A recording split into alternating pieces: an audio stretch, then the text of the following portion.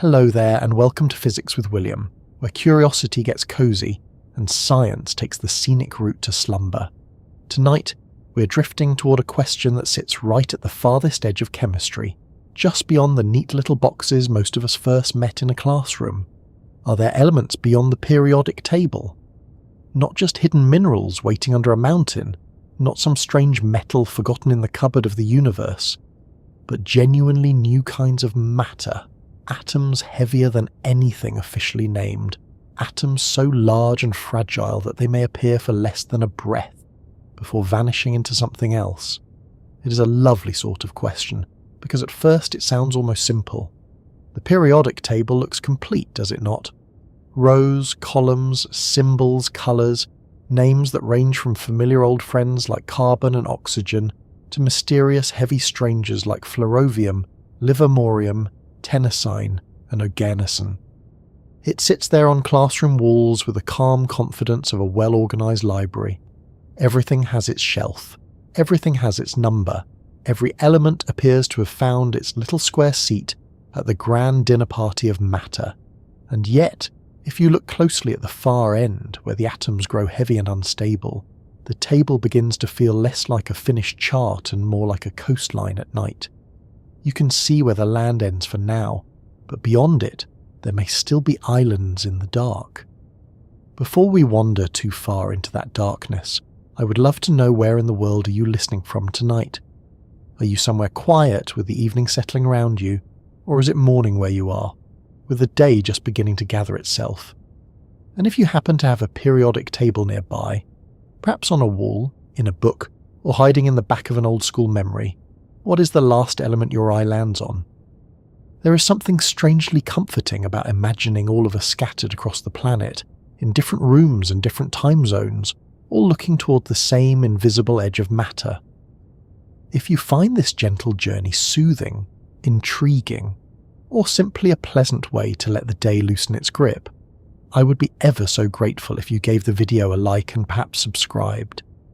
It helps this little corner of calm science reach others who might also enjoy drifting through the universe one quiet question at a time. And do not worry, tonight we shall not be rushing through chemistry like someone late for an exam. We will take the scenic route. We will let the atoms arrange themselves slowly. We will stop along the way to wonder why some elements last for billions of years, while others are so brief that the universe barely has time to introduce them. So settle in, soften your thoughts, and let us begin near the familiar table before we move beyond it. Because somewhere past uranium, past plutonium, past the last officially named element, there is a strange frontier where chemistry becomes nuclear physics, where matter becomes unstable, and where human beings with enormous machines and almost unreasonable patience try to build atoms that nature may only whisper about. The periodic table is one of the most beautiful maps ever made. It is not a map of countries, oceans, roads, or mountain ranges. It is a map of possibility. Every box describes a kind of atom, and every atom is a small recipe for reality. Give the universe hydrogen, and it can make stars. Give it carbon, oxygen, nitrogen, and a little patience, and it can make planets, oceans, trees, bones, bread, tea, and eventually someone lying comfortably in bed wondering whether element 119 is out there somewhere. Not a bad achievement for a chart that many of us first encountered while pretending to listen in science class. And like all good maps, the periodic table tells a story. It begins simply with hydrogen, the lightest element, the quiet little beginning of almost everything. Hydrogen is mostly just a single proton with an electron nearby, as uncomplicated as atoms get, although even hydrogen has enough personality to power stars and confuse physicists when they stare at it long enough. Then comes helium, the calm, noble gas that fills balloons and makes voices temporarily ridiculous, which is perhaps one of chemistry's most generous gifts to birthday parties. From there, the table grows heavier and richer. Lithium, beryllium, boron, carbon. The names start to feel like stepping stones across a river. Each new element is defined by the number of protons in its nucleus. That is the great identity badge of an atom. Hydrogen has one, helium has 2, Carbon has 6, oxygen has 8, gold has 79, uranium has 92. Add another proton, and you no longer have the same element. You have crossed into a different identity entirely. It is a wonderfully strict rule. You can change the number of neutrons and create different versions of the same element. You can gain or lose electrons and make ions, but change the proton count and the atom changes its name, its behavior, its place in the table, and in some cases its entire attitude toward existence. This is why the idea of elements beyond the periodic table is so tempting. In principle, if you can make a nucleus with more protons than the heaviest known element, you have made a new element. It does not need to be stable in the everyday sense. It does not need to sit nicely in a jar. It does not need to be useful for spoons, batteries, jewellery, or awkwardly expensive kitchen countertops. It only needs to exist long enough to be detected, identified, and shown to behave like a nucleus with that new number of protons. Sometimes that lifetime is astonishingly short, a fraction of a second, a flicker. A tiny flash of being followed by decay. But in nuclear science, even a flicker can count as a discovery. There is something almost touching about that. We usually think of existence as needing duration. A mountain exists because it remains. A tree exists because it grows season after season. A cup exists because it waits patiently on your desk, perhaps holding tea, perhaps holding pens, perhaps holding both if the day has gone poorly. But superheavy elements do not live like that. Some exist only briefly inside detectors, born from collisions so rare and precise that the event feels less like ordinary chemistry and more like persuading the universe to sign a receipt for something it was not planning to sell. Still, the table accepts them if the evidence is strong enough. That is why the periodic table is not simply a list of substances you can find in nature. It is also a record of human reach. Early elements were found in ores, air, water, salts, minerals, and living things. Later elements were isolated with better chemistry. Then came radioactive elements. Then came artificial elements, made not by digging deeper into the earth, but by pushing nuclei together inside laboratories. At some point, the periodic table stopped being only a map of what nature had conveniently left lying around, and became a map of what human beings could create under extreme conditions. This is where the question becomes especially interesting. If the table already includes element 118, oganesson, could there be element 119? Could there be 120? 126? 164? Could there be a whole hidden country of matter beyond the border, waiting not in rocks or oceans, but inside equations, accelerators, and rare nuclear collisions? Or does nature set a limit, a final wall beyond which no atom can hold itself together at all? The answer, as so often in physics, is not a clean yes or no. It is more like a soft, careful maybe, with a very expensive machine attached. To understand why, we need to picture the atom not as a tiny solar system, although that old image is very stubborn, but as a delicate balance of forces. At the centre sits the nucleus, made of protons and neutrons. The protons are positively charged, and because like charges repel, they push away from one another. If you tried to cram many positive charges into a tiny space, they would prefer not to cooperate. They would rather fly apart, each one making a reasonable case for personal space. Holding them together is the strong nuclear force, one of nature's fundamental forces, powerful but extremely short-ranged. It acts like an intense glue inside the nucleus, but only over tiny distances. For small and medium-sized atoms, this arrangement works beautifully. The strong force can keep the nucleus together, while the protons and neutrons settle into something stable or at least long-lived. But as the number of protons grows, the repulsion becomes more serious. The nucleus grows crowded. The balance becomes hard to maintain. More neutrons are needed to help stabilize the structure, but even then the whole thing becomes increasingly uneasy. Heavy nuclei are like overpacked suitcases.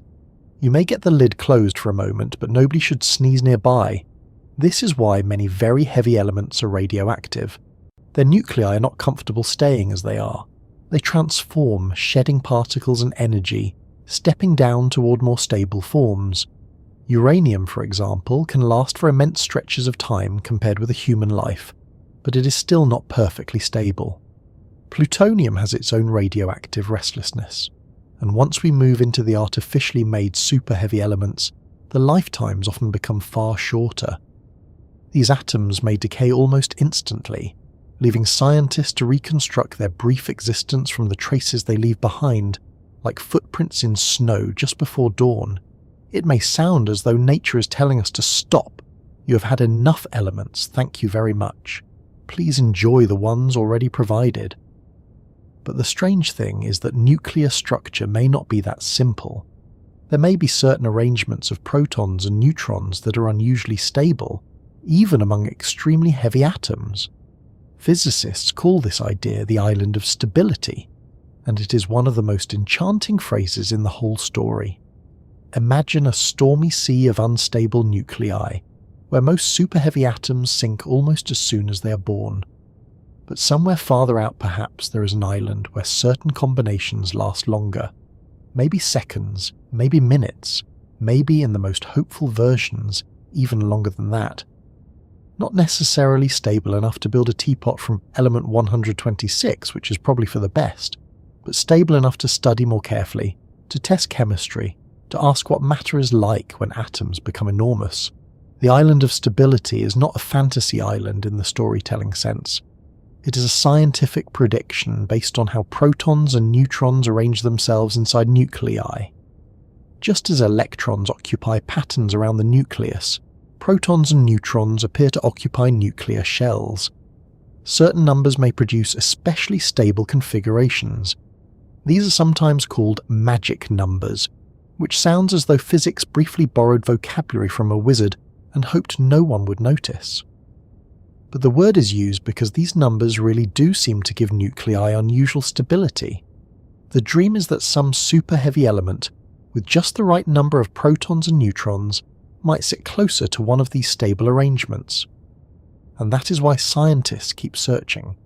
Not because they expect to find a new element under the sofa, although that would certainly make cleaning more exciting, but because the laws of nuclear structure suggest there may be more to discover. The periodic table may look complete to the casual eye, but to physicists and chemists, its far edge is still active, still uncertain, still calling. The search itself is almost absurdly delicate. To create a new superheavy element, scientists usually fire a beam of lighter atomic nuclei at a target made from a heavy element. The hope is that very rarely two nuclei will collide in just the right way and fuse into a heavier nucleus. Most attempts fail. The nuclei bounce apart, break up, or form something that immediately falls to pieces. The successful event may happen once after days, weeks, or months of bombardment. Imagine trying to throw two soap bubbles at each other so that they merge into one larger bubble, while both are moving very fast, and if you succeed, the new bubble exists for less than a blink. Now imagine the soap bubbles are atomic nuclei, and the room is a high-energy laboratory. That is roughly the mood, and yet, from this almost impossible process, the heaviest named elements have been made. Not in large quantities, not in shimmering lumps, not in mysterious vials glowing gently on a shelf, usually just a few atoms, sometimes only a handful ever observed, but enough to extend the table, enough to prove that matter can take one more step. This changes how we should think about the periodic table. It is not a static monument. It is a living document, revised whenever nature allows and evidence demands. The table has already grown many times since Dmitri Mendeleev first arranged the elements in the 19th century. Mendeleev did not know about protons, neutrons, or quantum mechanics, and yet his table left gaps for elements not yet discovered. That was the genius of it. It was not merely a list. It was a pattern with empty spaces. Some of those spaces were later filled, confirming that the table had predictive power. It was as though chemistry had written a poem with missing words, and the universe eventually supplied them. Today, the missing spaces are no longer neat gaps in the middle. They lie beyond the bottom edge, past the 7th row, where the next period is expected to begin. Element 119, if discovered, would start a new row. Element 120 would follow, but from there, things may become stranger. The familiar periodic patterns may bend under the influence of relativity, because electrons in very heavy atoms move in ways that require Einstein's physics to describe properly. In superheavy atoms, chemistry itself may become less predictable. The neat family resemblance of columns may blur. An element that should behave like one group might surprise us. At the far end of matter, even the periodic table's elegant order may start to wobble. That does not mean the table fails. It means the table enters deeper waters. The periodic table is built from patterns in atomic structure, and those patterns remain powerful. But superheavy elements live in a region where nuclear instability, quantum effects, and relativity all crowd into the same room. It is not enough to ask what chemical group an element belongs to. We must also ask whether it can exist long enough to have chemistry at all. If an atom decays before it can react, its chemical personality remains mostly theoretical, like a guest who sends a name card to the party but never arrives. This is part of what makes the frontier so fascinating. The search for elements beyond the known table is not only about adding new names, it is about testing the limits of matter. How many protons can a nucleus contain before it cannot hold together? Does the island of stability really exist? And if so, where exactly is it? Would superheavy elements behave like their lighter relatives? Or would they surprise us? Could there have been very heavy elements in the early universe, formed in violent cosmic events and then vanished long before Earth was born? Are we discovering new matter, or briefly recreating something nature once made and lost? These questions give the topic a slightly dreamlike quality, not because it is vague, but because it takes place at the boundary between the possible and the almost impossible. Most of the matter around us is made from stable or long-lived elements. The oxygen you breathe, the calcium in your bones, the iron in your blood, the silicon in the device playing this voice, all of these belong to the comfortable middle country of the periodic table. They are familiar citizens of matter. But the superheavy elements are border dwellers. They appear at the edge of stability. They exist because the laws of physics allow a brief arrangement, a temporary agreement among protons and neutrons, before the agreement collapses. And perhaps that is why they feel so compelling. They remind us that reality is not limited to what lasts. A thing can be real and fleeting. A particle can exist for a moment and still teach us something. An atom can be born, decay, and leave behind a chain of evidence that tells us a new element was there. The universe is full of such brief events. Lightning, sparks, collisions, decays, the flash of a meteor. The instant between waking and sleep when a thought appears and vanishes before you can name it. Physics is often the art of noticing what does not stay. So tonight, as we begin this journey beyond the last named square of the periodic table, we are not just asking whether there are more elements. We are asking how far matter can be stretched before it gives way. We are asking whether the periodic table is a finished wall or a doorway. We are asking what happens when human curiosity meets the most unstable atoms nature can imagine. And as we move onward, we will start with the table itself, that tidy map that has guided generations of chemists, physicists, students, teachers, and mildly confused people staring at abbreviations that do not quite match the English names. We will look at why it is arranged the way it is, why it has edges, and why those edges may not be the end of the story at all. The periodic table can seem, at first glance, like one of those things that belongs more to school walls than to the deep mysteries of the universe. It is tidy, it is rectangular in a slightly awkward way. It has little boxes, short names, and numbers arranged with such confidence that it almost feels as though matter itself has been politely filed away by an unusually organised librarian.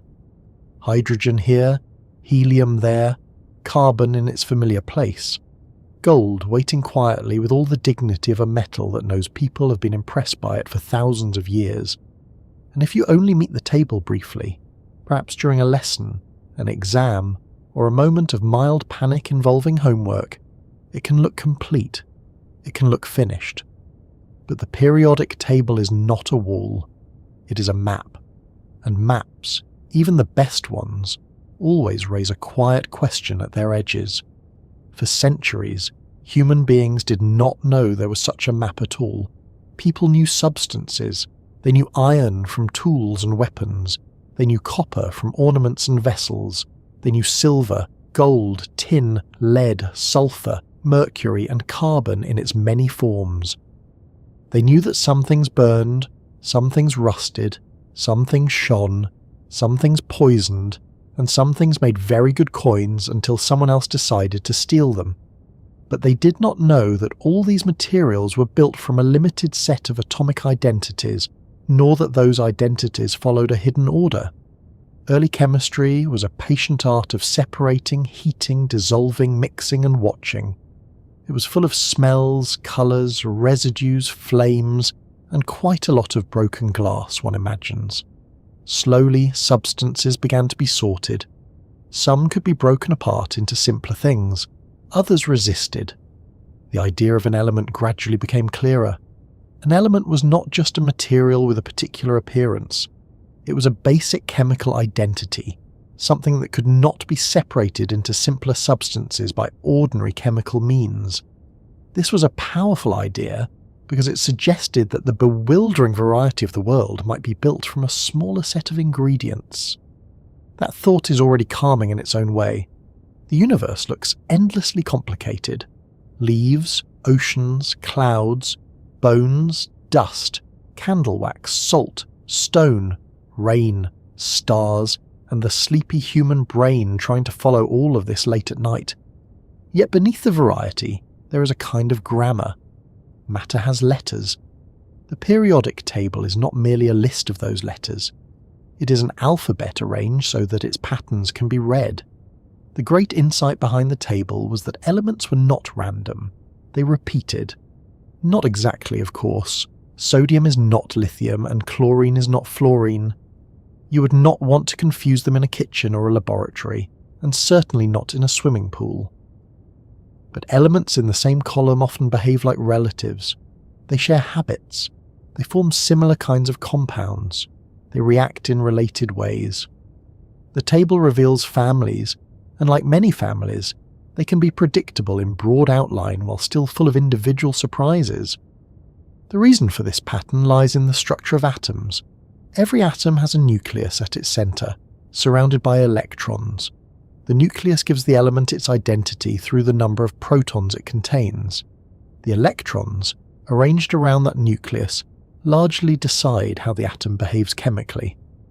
When atoms meet, it is usually their outer electrons that do the socializing. They are the ones involved in bonding, reacting, sharing, stealing, or generally making chemistry happen. The nucleus sits deeper inside, like the quiet owner of the house, while the outer electrons answer the door. This is why elements in the same column tend to behave alike. Their outer electron arrangements are similar. They approach the chemical world with similar habits. The alkali metals, for instance, are famously eager. Lithium, sodium, potassium, and their heavier relatives all have a certain restlessness about them. They are not the sort of elements you leave unattended near water, unless you enjoy dramatic chemistry and possibly explaining yourself afterward. The noble gases, on the other hand, are famously calm. Helium, neon, argon, and their family usually do not rush into reactions. They sit at the far side of the table, with the relaxed confidence of guests who brought their own snacks and do not need anything from anyone. So the periodic table is not arranged simply by weight. Though weight mattered in early versions, it is arranged by atomic number, by the number of protons, and by recurring patterns in electron structure. This gives the table its shape. The rows are not arbitrary. They reflect the filling of electron arrangements. The columns gather elements with related outer behaviour. The table is a pattern made visible, a kind of portrait of how atoms build their outer selves. And yet, This familiar table has edges. The first edge is easy to see. It begins at hydrogen and currently ends with oganesson, the heaviest officially recognized element. That means the table, as officially named, has a last square. You can point to it. You can say, for now, this is where the confirm list stops, but there is nothing in the basic definition of an element that says the number of protons must stop there. If hydrogen has 1 proton, helium has 2, and oxygen has 8. Then in principle one might imagine atoms with more and more protons, 119, 120, more still. The numbering itself invites continuation, like a staircase disappearing into fog. But atoms are not just numbers on a staircase. They are physical structures, and physical structures have limits. As nuclei grow heavier, they become harder to hold together.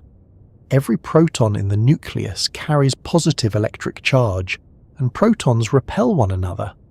In a small nucleus, the strong nuclear force can bind the particles together effectively. It acts over very short distances, but within that tiny nuclear space, it is powerful. Add more protons, however, and the repulsion grows. The nucleus becomes crowded with particles that are being held together by one force, while another force constantly urges them apart. It is not unlike trying to keep a large group of very polite but mutually irritated guests inside a small lift. For a while, everyone manages. Eventually, the arrangement becomes less comfortable.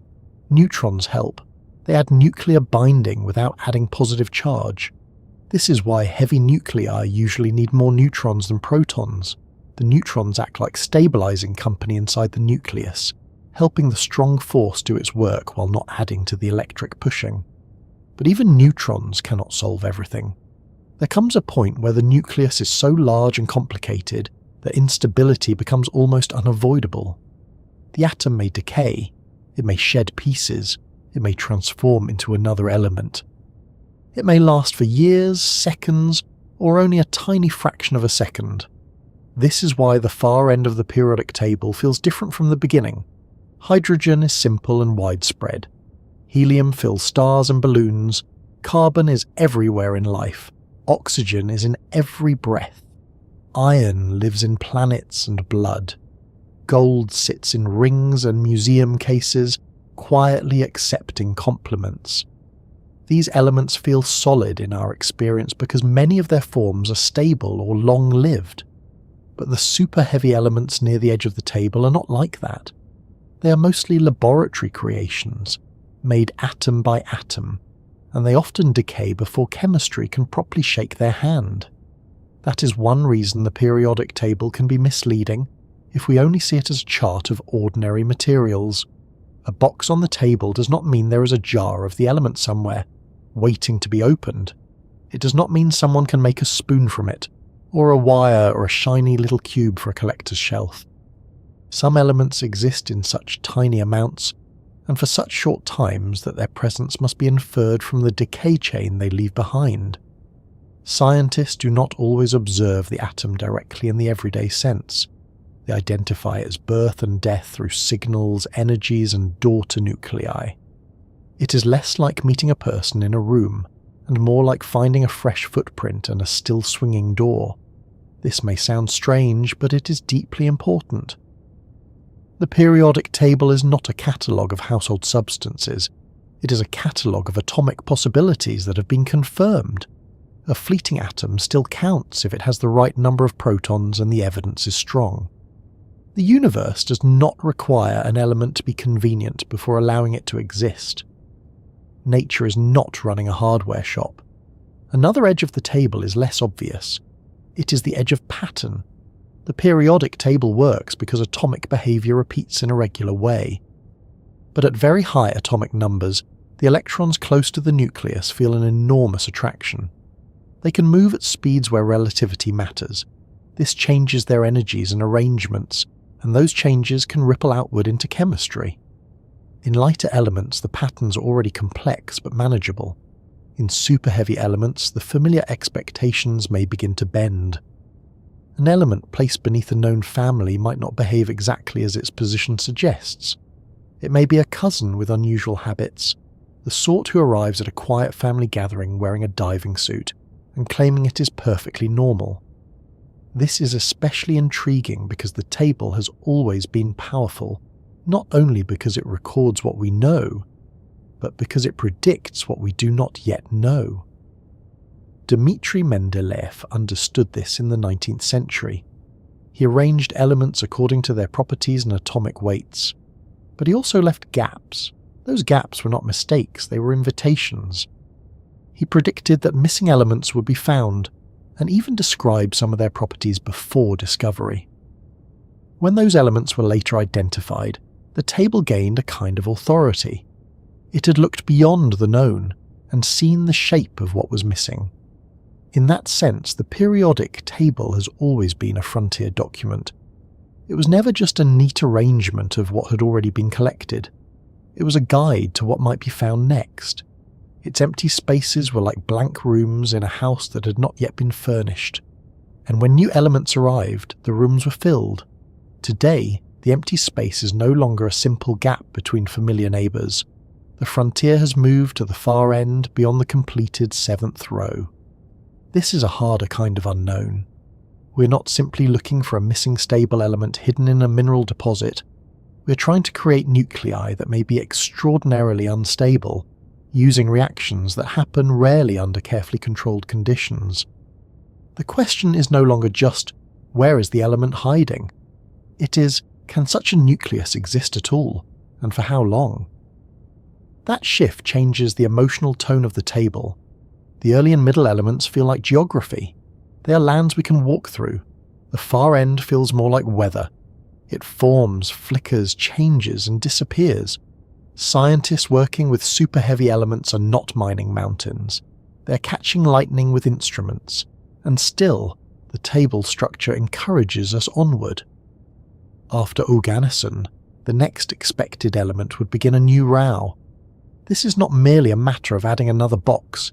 It would mean entering a new period, a new region of predicted electron structure, a continuation into territory where theory becomes increasingly important. We can draw possible extended periodic tables.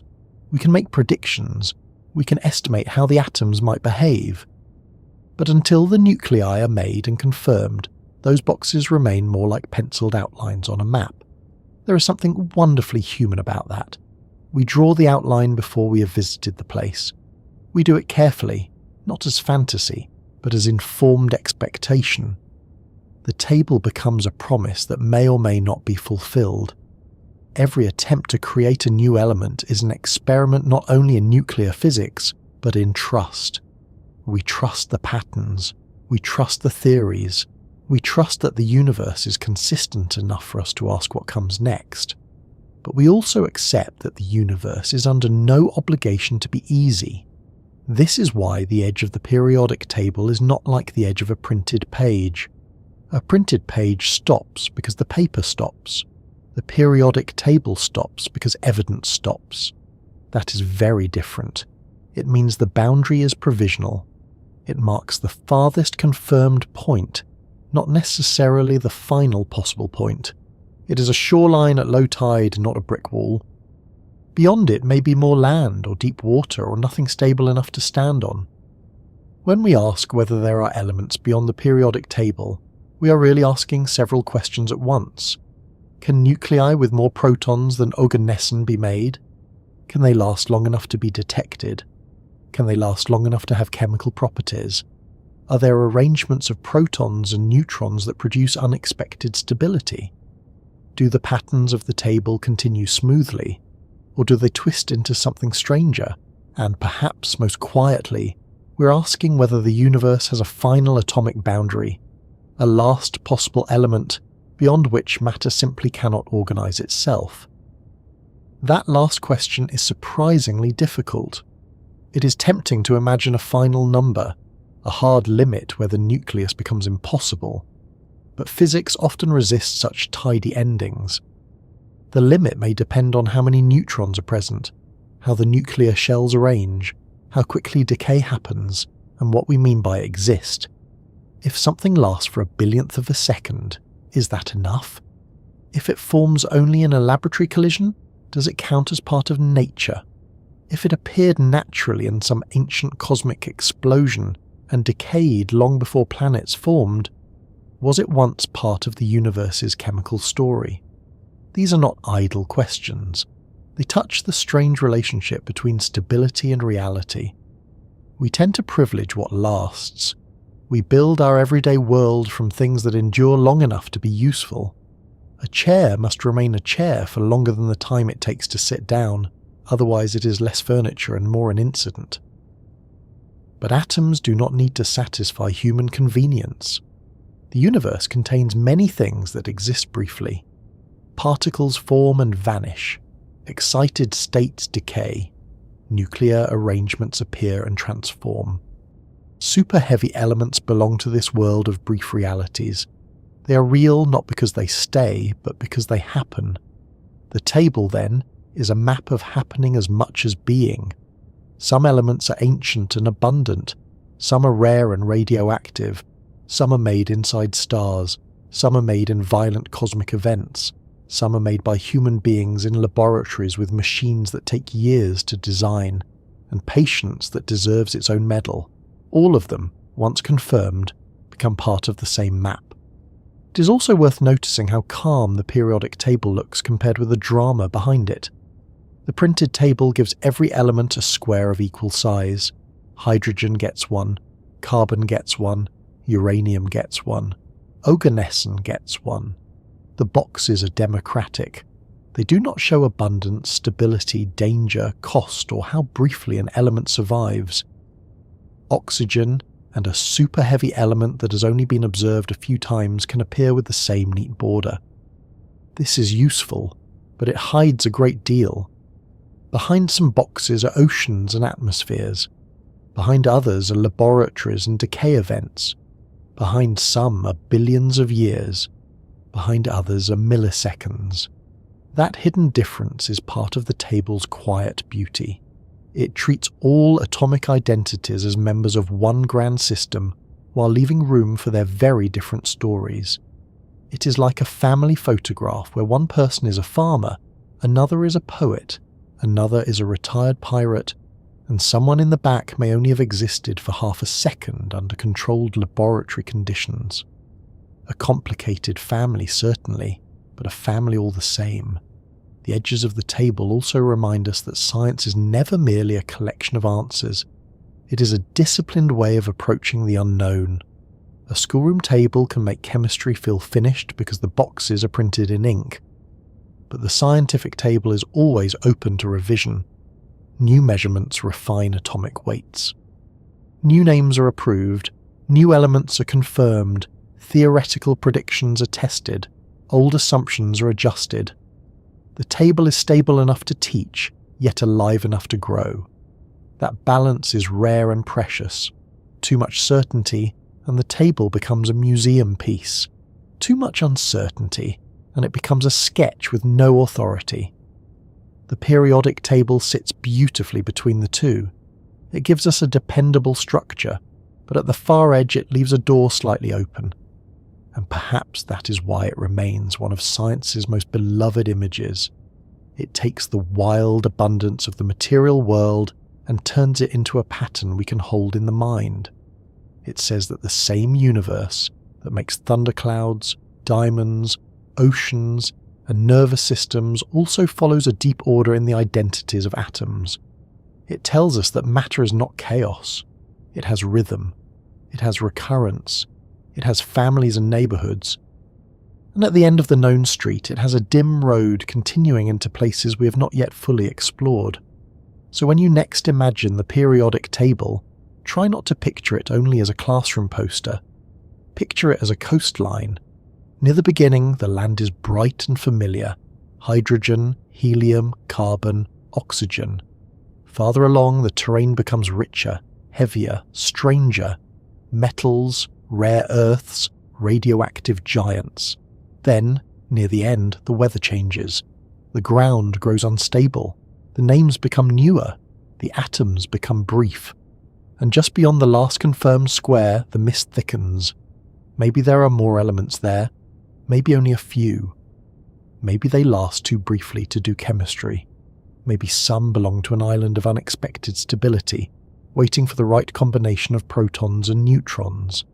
Maybe the table continues farther than we have yet managed to prove.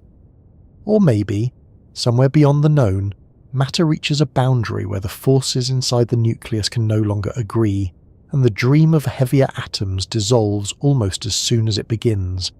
For now, the periodic table remains both a completed achievement and an unfinished question. It is complete down to the known edge, but not necessarily complete in principle. It is a map with a border drawn by evidence, and evidence can move. That is what makes the far end so fascinating. The table does not simply tell us what matter is, it asks us how far matter can go.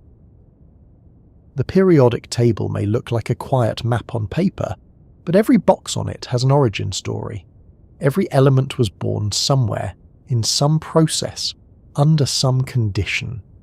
Some were made in the first few minutes of the universe, some were forged in the deep interiors of stars, some were shaped during the violent deaths of stars. Some may have formed in collisions so extreme that the word explosion feels almost too small. And a few, as we will later see, had to wait for human beings to build machines large enough and patient enough to persuade nuclei into becoming something new. It is easy to forget that the elements are not simply there. We grow up surrounded by them. Oxygen feels ordinary because we breathe it every few seconds. Carbon feels familiar because it is in wood, food, skin, paper, and the soft graphite line of a pencil. Iron feels common because it is in bridges, tools, buildings, blood, and old garden gates that complain quietly in the rain. Calcium seems normal because it is in bones, teeth, shells, and chalk. But none of these things were guaranteed at the beginning. The universe had to learn how to make them, and in the very beginning it did not know many recipes. After the universe began expanding and cooling, matter slowly settled into the first simple nuclei. This early universe was far too hot and dense for ordinary atoms as we know them. It was not yet a place with stars, planets, dust, or chemistry. It was more like an enormous hot beginning, full of particles, radiation, and change. As it cooled, protons and neutrons could begin joining together. The result was mostly hydrogen and helium, with a small amount of lithium and a few other light traces. That was it. The early universe made the simplest ingredients, not the full pantry. So if you had somehow looked around at that stage, which would have been quite difficult without eyes, planets, or anywhere sensible to stand, you would not have found carbon. You would not have found oxygen. You would not have found iron, gold, uranium, or the calcium that would one day become bones. The universe was young, bright, simple, and chemically poor. It had the first notes, but not the full song. The rest required stars. Stars are often described as glowing balls of gas, which is true, but it undersells them rather badly. A star is not just a lamp in the sky. It is a furnace under gravity. It is a place where matter is pressed so tightly and heated so fiercely that atomic nuclei can overcome their natural reluctance to get close to one another. Remember, protons carry positive charge, so they repel each other. Under ordinary conditions, they do not wish to merge. They are like guests at a party who keep politely stepping away from anyone with the same opinion. But inside a star, the pressure and temperature become so extreme that nuclei can be forced close enough for the strong nuclear force to take over. When that happens, fusion begins. Fusion is the process by which lighter nuclei combine to make heavier ones. In stars like our Sun, hydrogen nuclei are gradually fused into helium. This is the engine of sunlight. Every warm afternoon, every plant leaf turning light into sugar, every soft sunrise across the sea is tied to hydrogen, becoming helium inside a star. The sun is not burning in the ordinary sense like wood in a fireplace. It is not using oxygen to make flames. It is transforming nuclei, releasing energy from the deep structure of matter itself, which is a far grander thing to be doing before breakfast. For most of a star's life, this hydrogen fusion provides balance. Gravity pulls the star inward. fusion energy pushes outward. The star becomes a kind of long-lasting agreement between collapse and pressure. It shines because that agreement holds. But eventually, depending on the star's mass, the central hydrogen begins to run low. Then the star must adjust. Gravity tightens its grip. The core contracts. Temperatures rise. New forms of fusion become possible. This is where the periodic table begins to grow.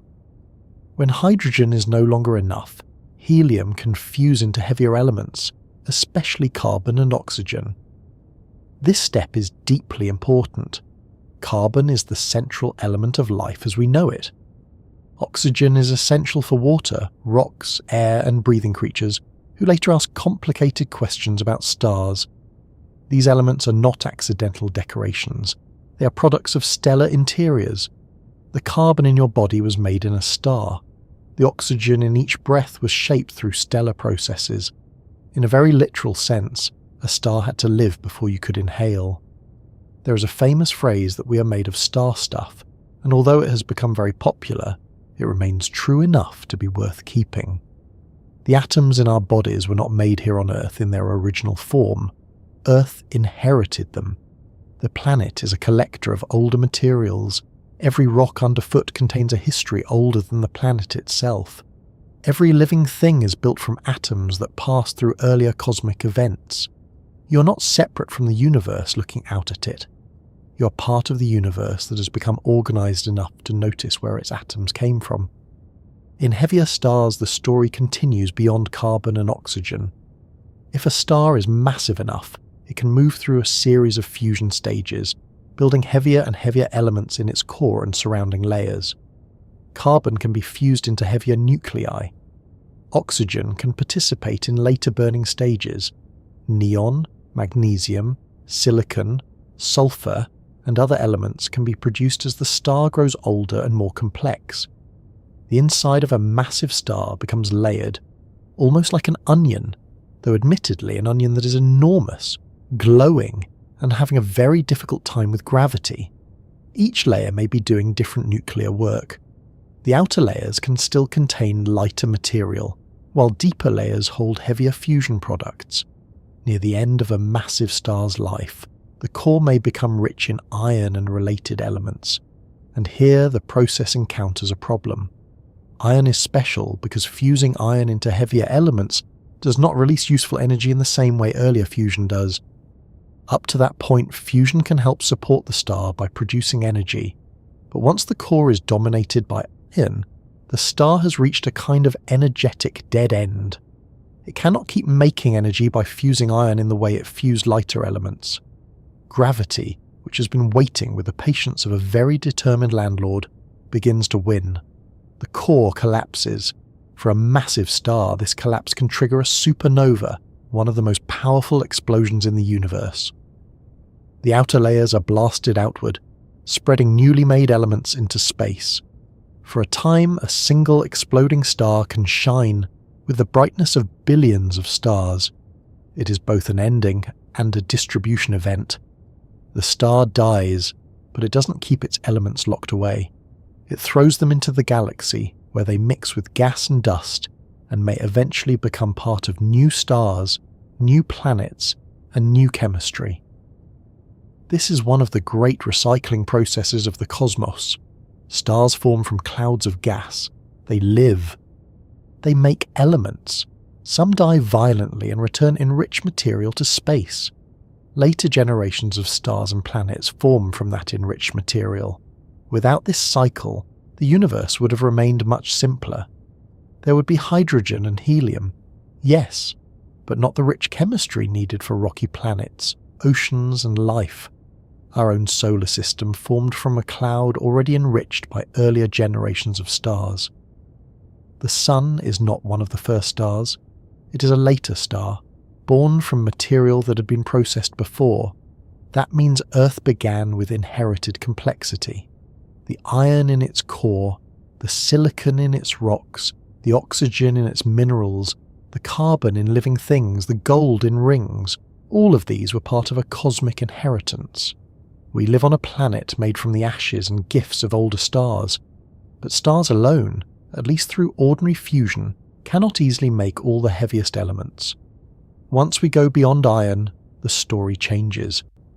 Making heavier nuclei often requires processes that add neutrons. Neutrons are useful because they do not carry positive electric charge. They can enter a nucleus without being pushed away by the electric repulsion that affects protons. Later, some neutrons can transform in ways that increase the proton count, creating heavier elements step by step. There are different ways this can happen. One important route is slow neutron capture. This occurs when a nucleus captures neutrons gradually, often inside certain aging stars. Because the neutron captures happen slowly compared with radioactive decay, the nucleus has time to adjust along the way.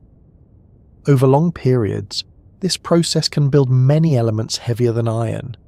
It is patient cosmic craftsmanship, the sort of thing a star does over many thousands of years while looking calm from a distance. Another route is rapid neutron capture. This is much more dramatic.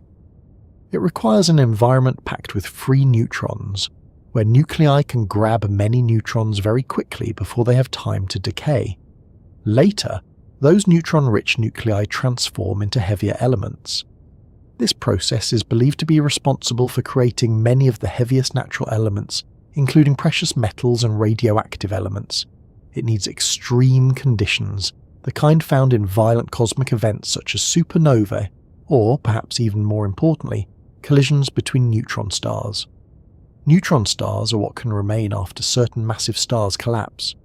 They're incredibly dense objects, made largely of neutrons packed so tightly that a small amount of their material would have an almost absurd mass. If ordinary matter is a lightly packed suitcase, neutron star matter is what happens when the universe sits on the suitcase with all its weight and refuses to stop. When two neutron stars spiral together and collide, the event is almost beyond ordinary imagination. Space itself ripples. Matter is thrown outward. Heavy elements can form in the neutron-rich debris. Gold, platinum, and other heavy nuclei may owe much of their existence to such collisions. This gives familiar materials a startling history. A gold ring may look calm, polished, and decorative.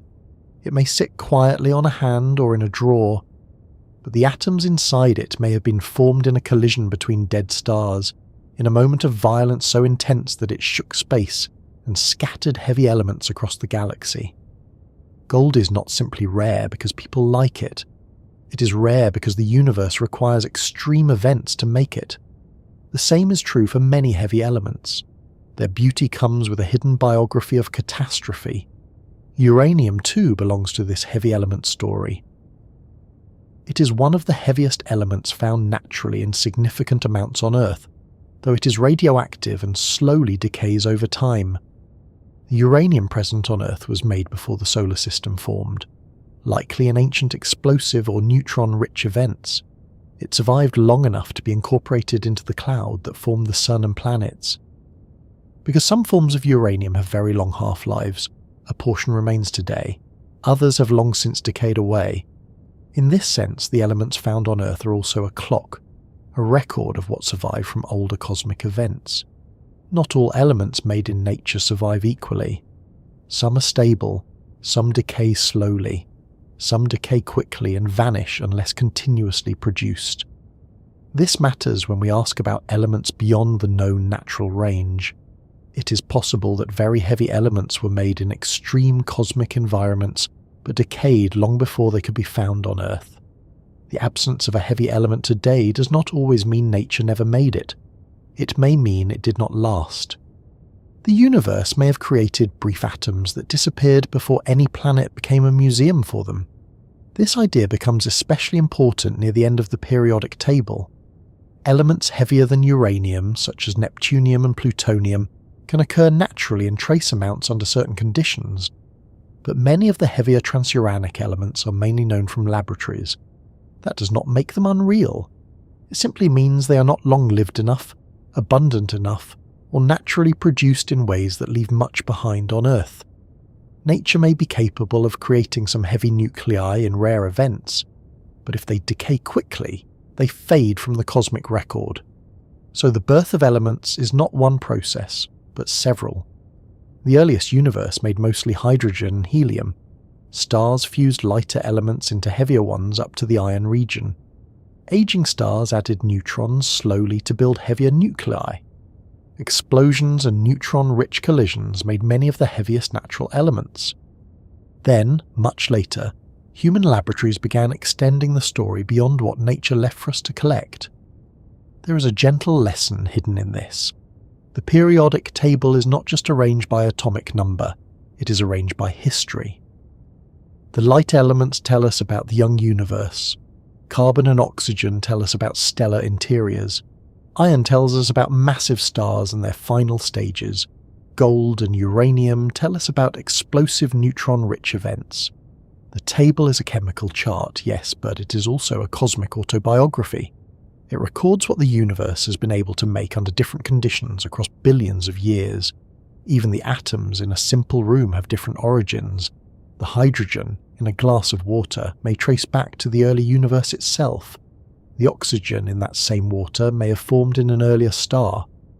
The carbon in a wooden table may have been made in a stellar interior and later gathered into a living tree. The iron in a nail may have come from a massive star that died before the sun was born. The tiny bit of gold in a piece of jewellery may carry the signature of some ancient cosmic collision. A room is not just a room. It is a quiet gathering of old events. And this is where the question of elements beyond the periodic table becomes richer. If ordinary elements already require such extraordinary histories, then superheavy elements sit at an even stranger boundary. They ask whether nature has more recipes than the ones that left stable ingredients behind. They ask whether explosions can briefly create nuclei far heavier than uranium. They ask whether the island of stability might allow some superheavy atoms to endure longer than expected. And they ask whether human beings can continue the cosmic process in miniature, building atoms one collision at a time inside machines. There is also a difference between making an element and keeping it. Stars can forge, explosions can scatter, collisions can assemble, but survival is another matter. The periodic table we see around us is biased toward what lasts. It is like walking along a beach after a storm and judging the storm only by what remains on the sand. Some shells survive, some driftwood remains, but much has already washed away. The universe may have made more unstable things than we can easily know. Many would have decayed, transformed, or vanished into daughter elements long before planets formed. This helps explain why the far end of the table is so difficult to explore. We're no longer dealing only with elements that nature conveniently stored for us in rocks. We're dealing with possibilities that may require recreation. To study them, scientists must reproduce a tiny piece of cosmic intensity in a laboratory.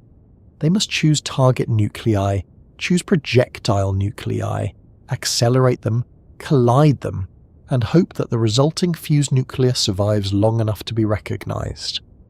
It is a very different kind of element hunting. No pickaxe, no mine, no glittering vein in a mountain. Just beams, detectors, statistics, and patience. Still, the search belongs to the same grand story. A star fuses nuclei in its core. A supernova creates heavy elements in explosive conditions. A neutron-star collision floods space with neutron-rich matter.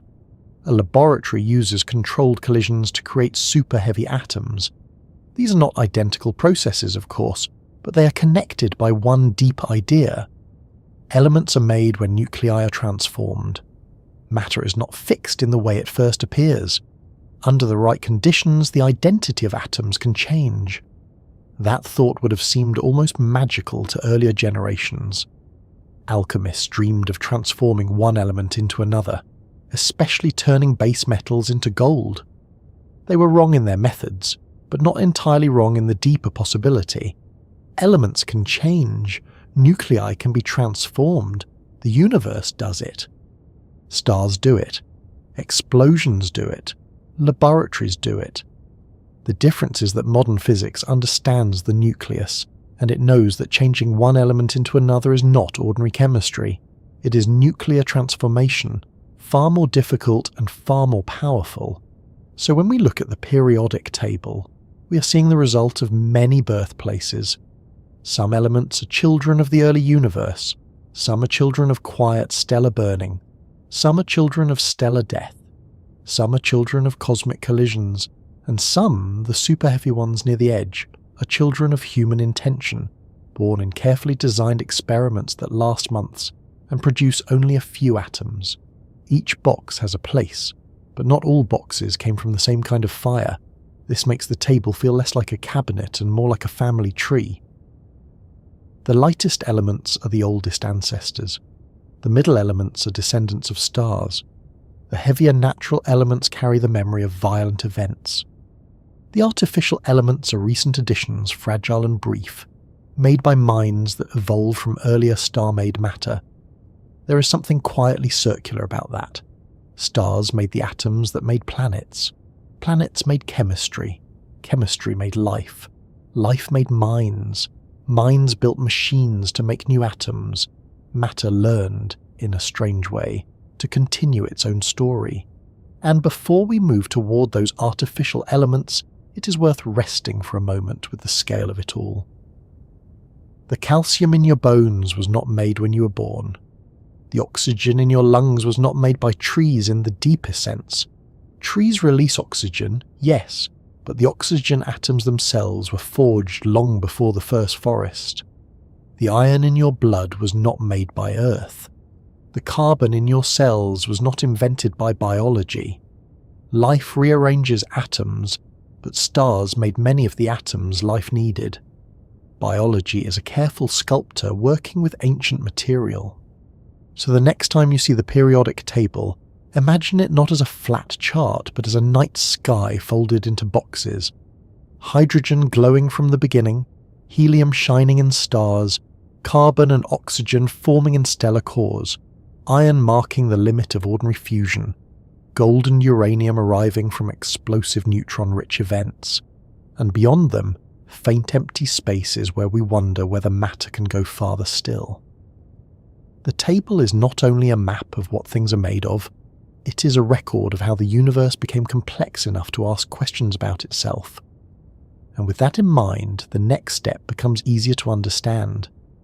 Once nature had made the heavy elements it could leave behind, human beings began to notice that some atoms were unstable, that some nuclei could transform, and that perhaps the periodic table did not have to end with the elements found in the ground.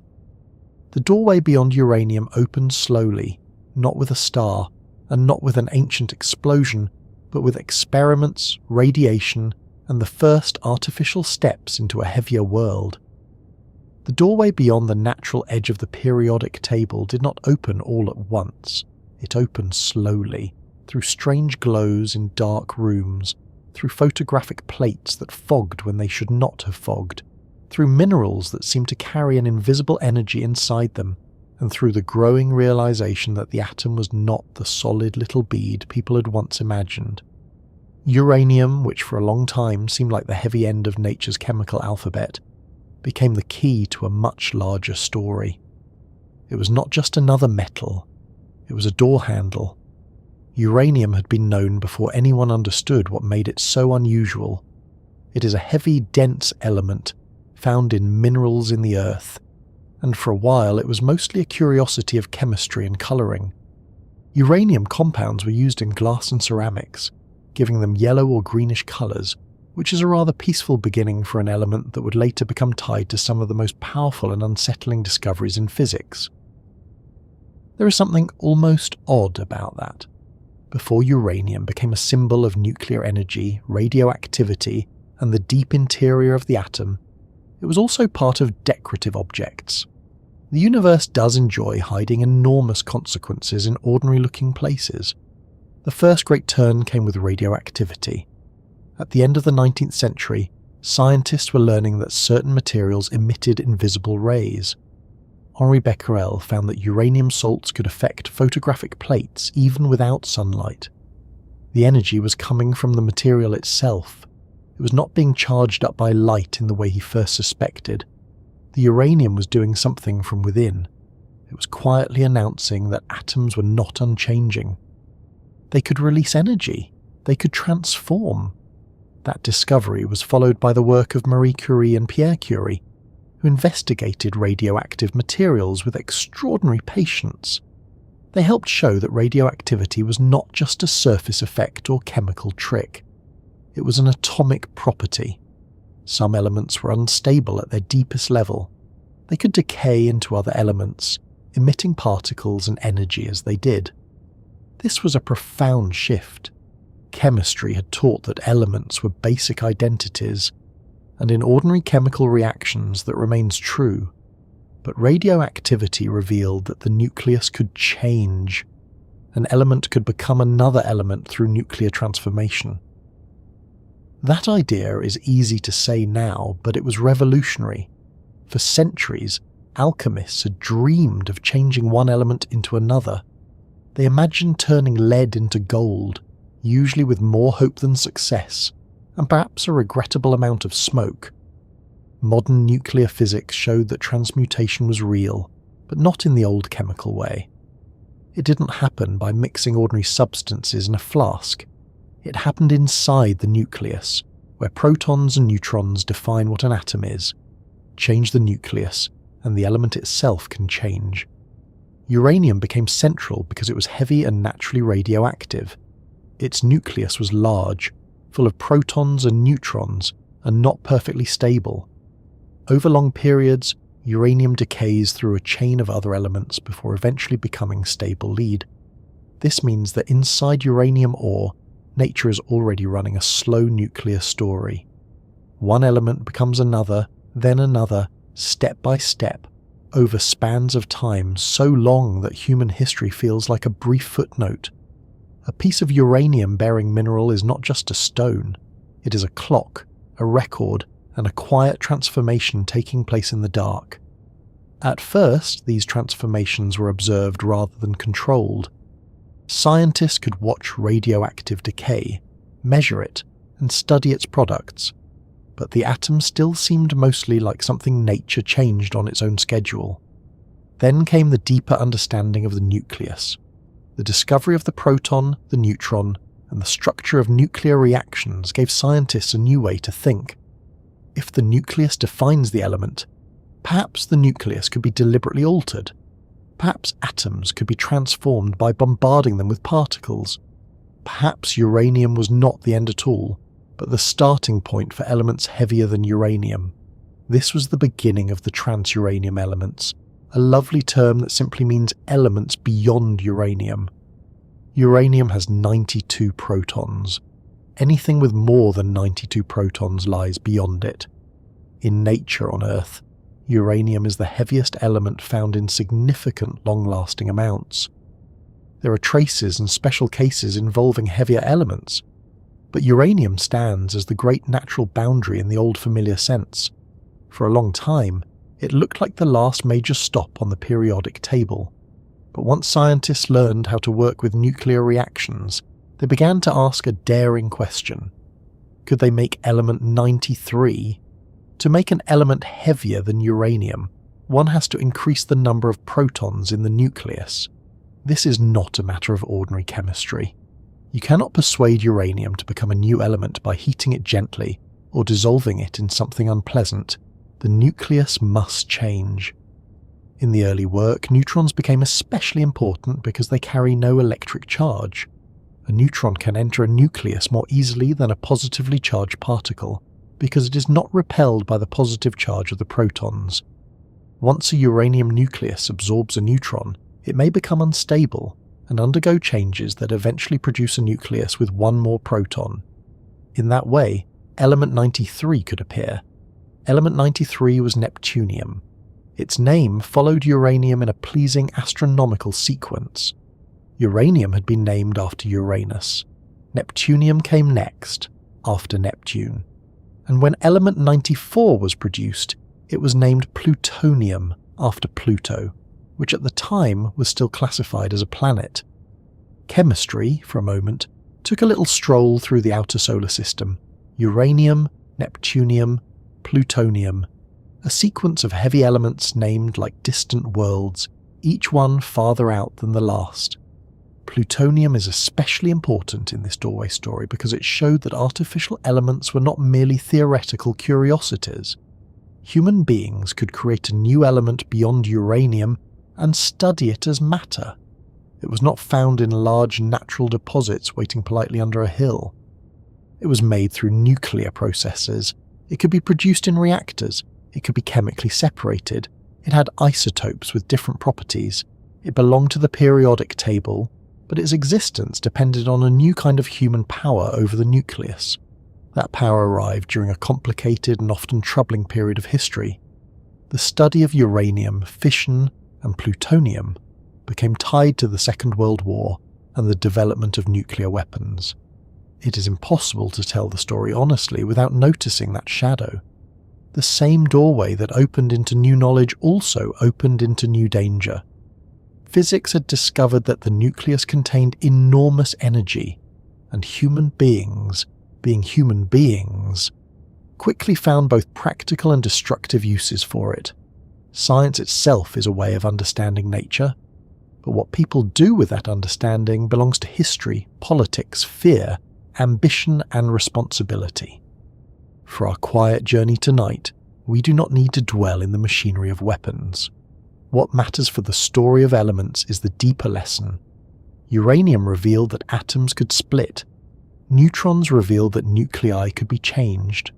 Reactors and accelerators revealed that elements beyond the natural table could be made. Plutonium became a sign that the periodic table was no longer limited to what Earth had preserved from ancient stars. Human beings could extend it. There is something almost dizzying about that. The elements were born in the early universe, in stars, in supernovae, in neutron star collisions, and then, billions of years later, in laboratories. The universe made the atoms that made humans. Humans then built instruments that made new atoms. Matter became clever enough to rearrange its own nuclear family tree.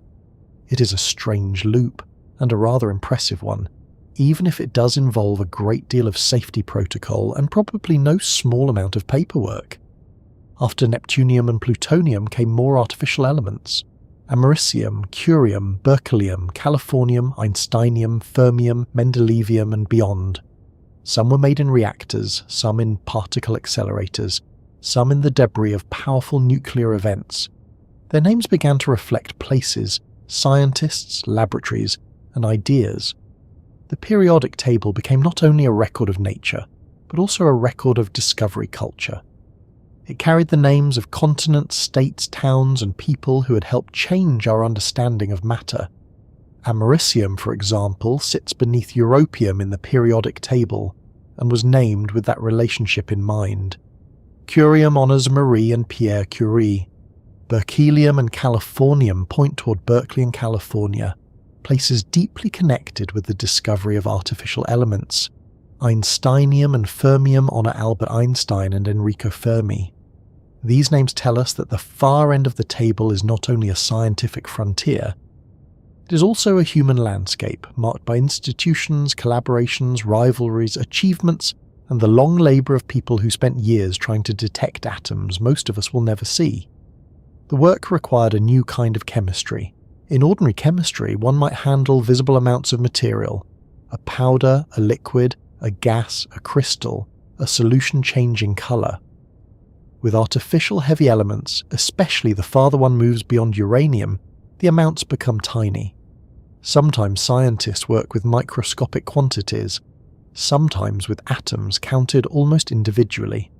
The chemistry must be fast, sensitive, and extraordinarily careful. It is not like pouring vinegar onto baking soda and watching a classroom volcano foam over the edge.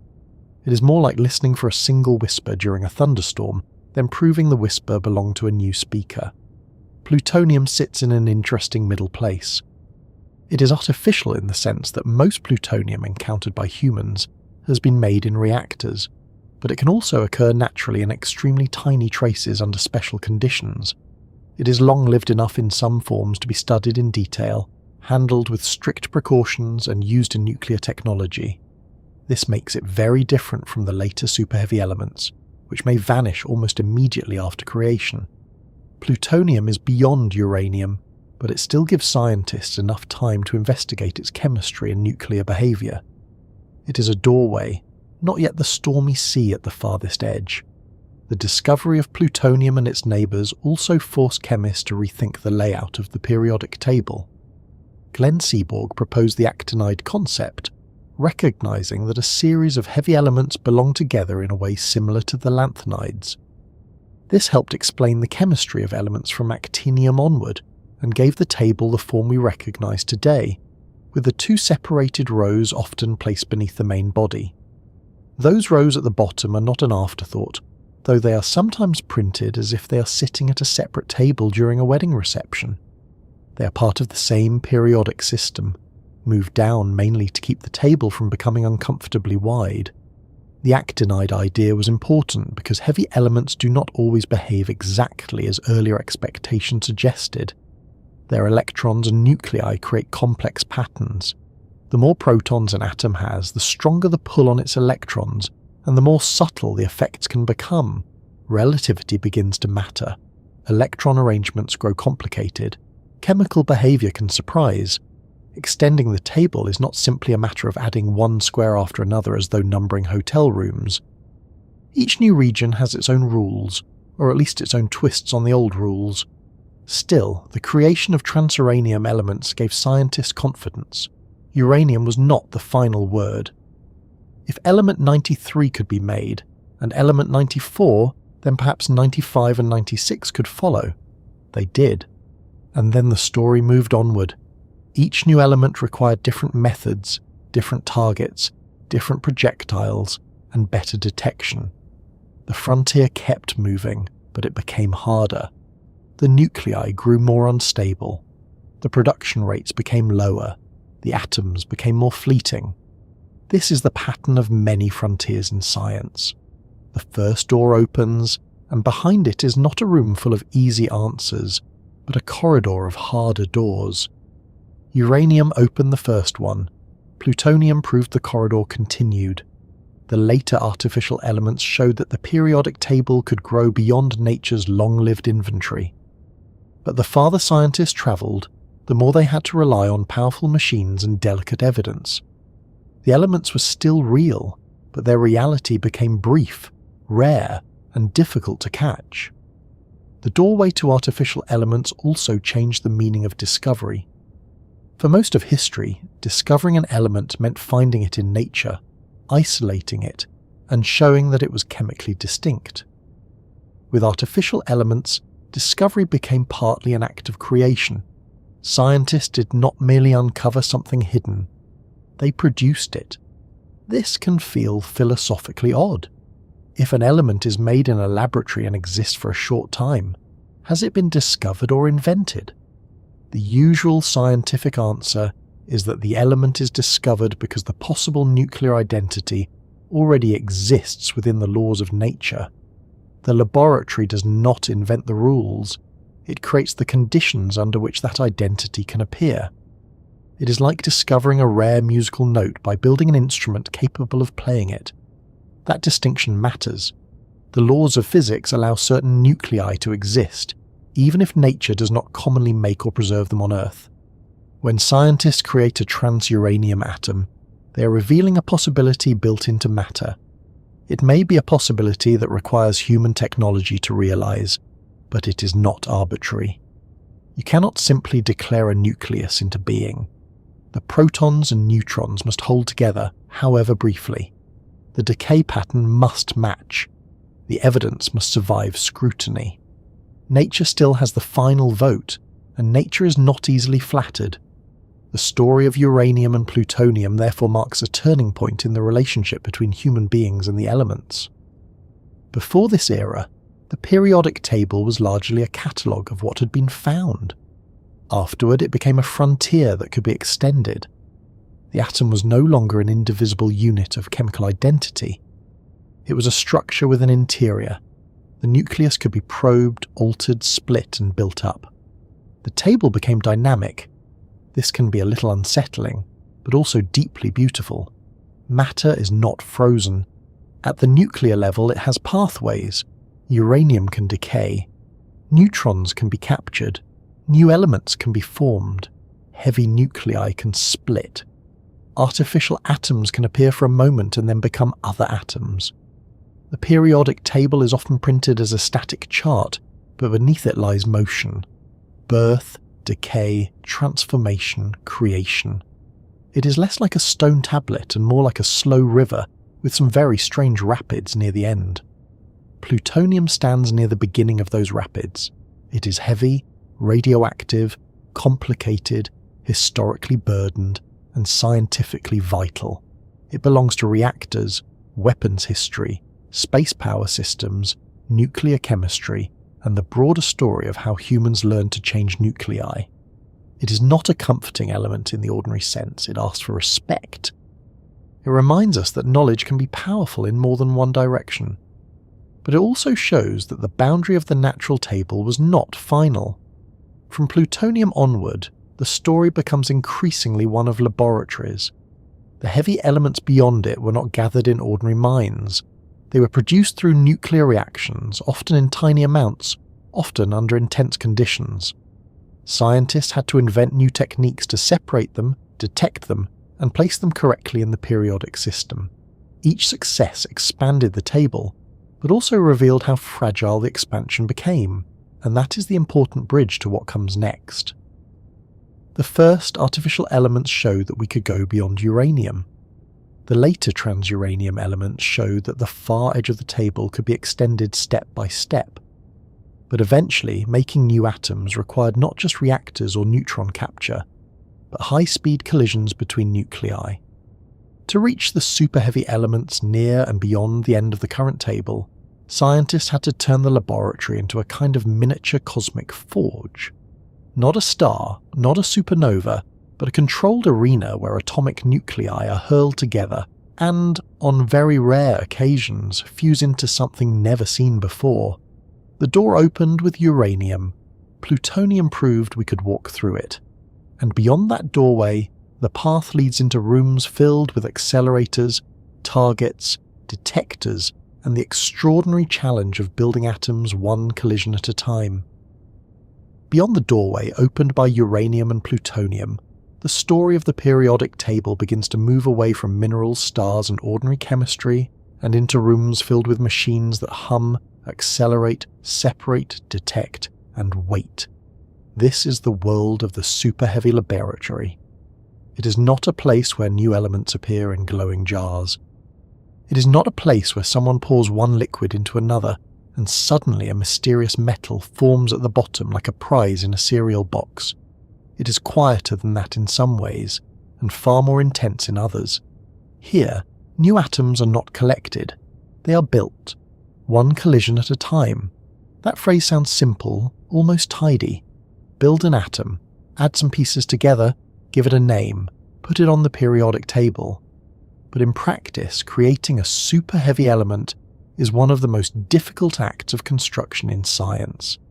It is construction on the scale of nuclei, where the parts are far too small to see, the forces are enormous, the timing is unforgiving, and the thing you build may fall apart before you can even finish proving it was there. It is like trying to assemble a tower during an earthquake, in darkness, using pieces that repel each other, while the tower exists for less than a blink, and then politely explodes into a different tower, and yet scientists do it. The basic idea is this. To make a new superheavy element, you need a nucleus with more protons than any element already confirmed. Since the number of protons defines the element, the goal is to combine two smaller nuclei into one larger nucleus. One nucleus is usually placed in a target, a thin layer of heavy atoms. Another nucleus is accelerated into a beam and fired at that target. If everything happens just right, one of the incoming nuclei collides with one of the target nuclei and the two fuse together. The result may be a new, heavier nucleus. For a fraction of time, matter has stepped beyond its previous boundary. But the words "if everything happens just right" are doing a great deal of work here.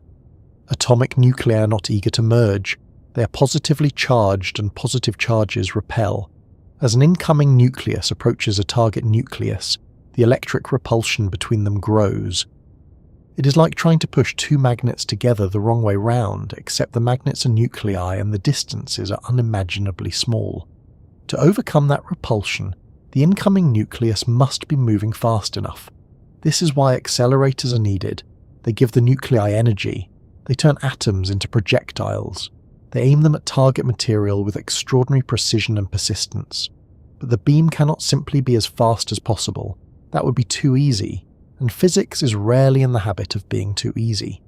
If the incoming nucleus is too slow, it will not get close enough to fuse. If it is too fast, it may smash the target nucleus apart or create a highly excited system that falls to pieces immediately.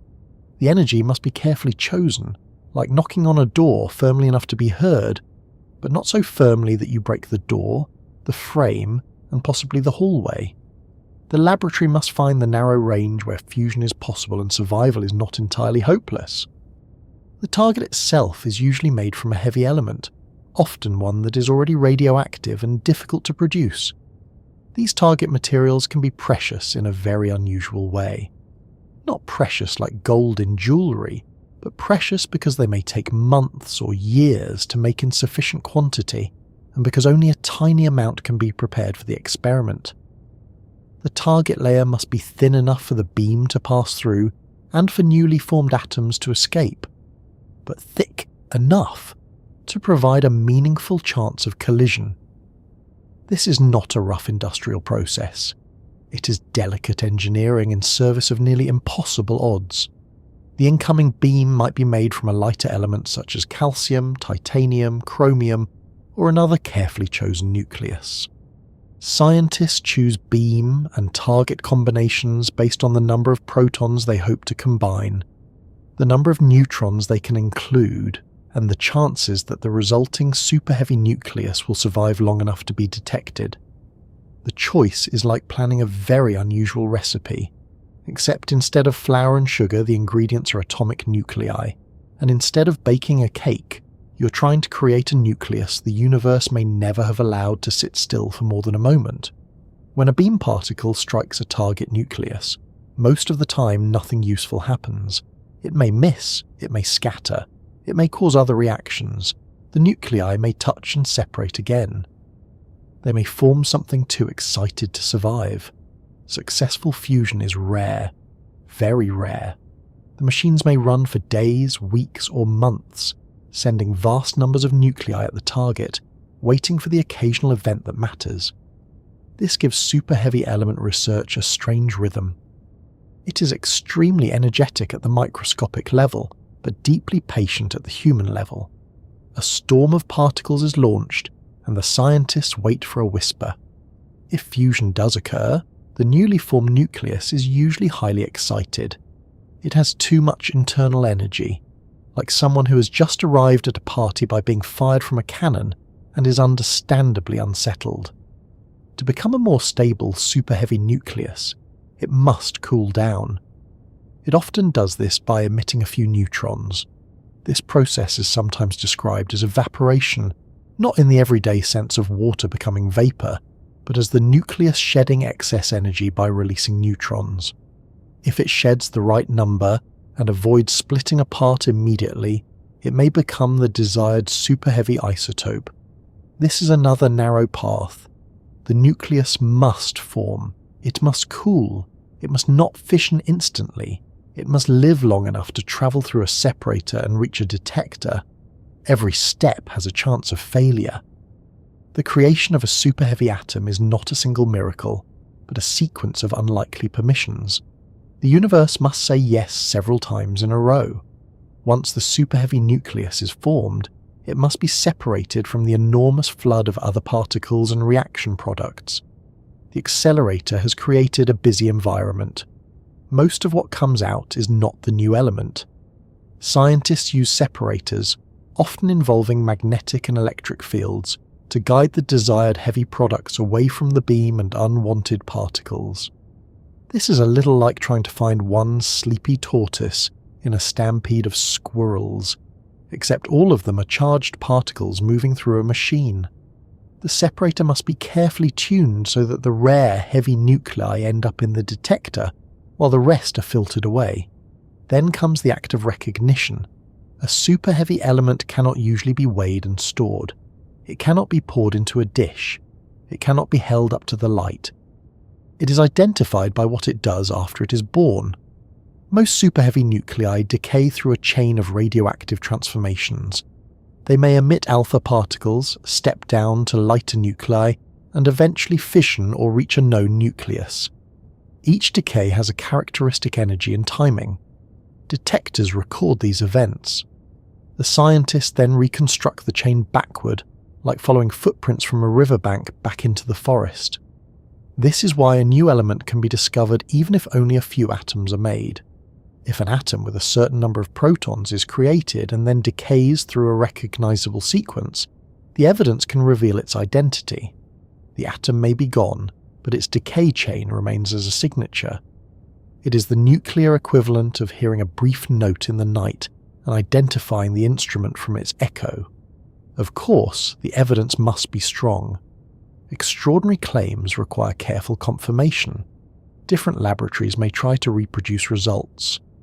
Experiments are checked, debated, analysed and reviewed. The discovery of a new element is not accepted simply because someone saw an unusual signal and became excited, though one hopes there is still room for quiet excitement in the control room. The data must show that a new nucleus was formed and that its decay supports the claimed atomic number. Only after careful evaluation can a new element be officially recognised and eventually named. The names themselves come later, and they carry their own stories.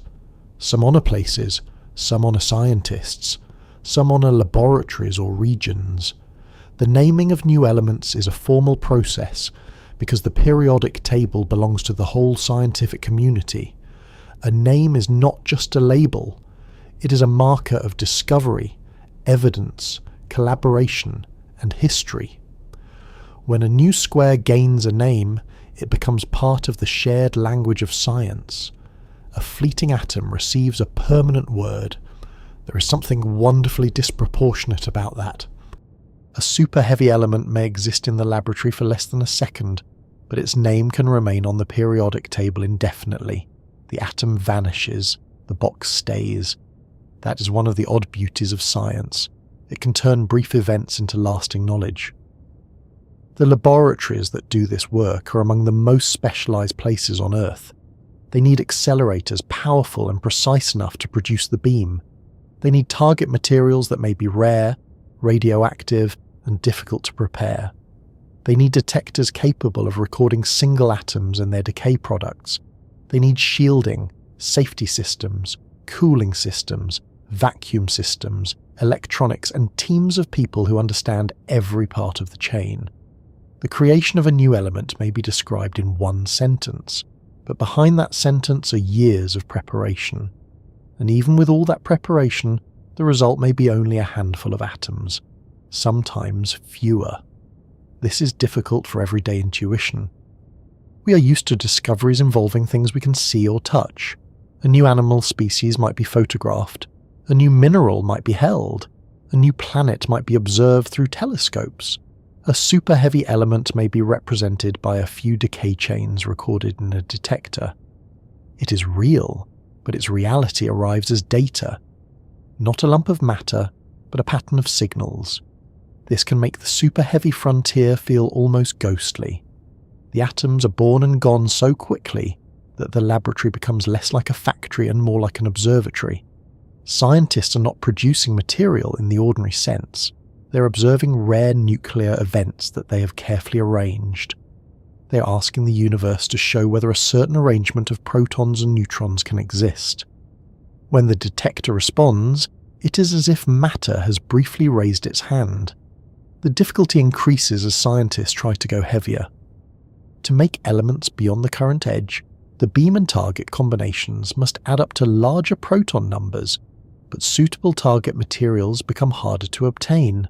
The reaction probabilities may shrink. The resulting nuclei may be even less stable. Sometimes the atoms needed as targets are themselves artificial and available only in tiny amounts. The experiment becomes a chain of rare things depending on rarer things. It is a little like needing a key made of moonlight to open a door that appears only during a thunderstorm. A charming image, perhaps, but a difficult engineering problem. Another challenge is neutron number. Superheavy nuclei are more likely to be stable if they contain enough neutrons.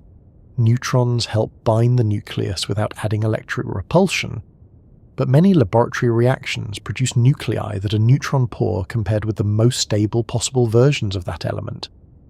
The desired isotope may need more neutrons than the available beam and target can easily provide.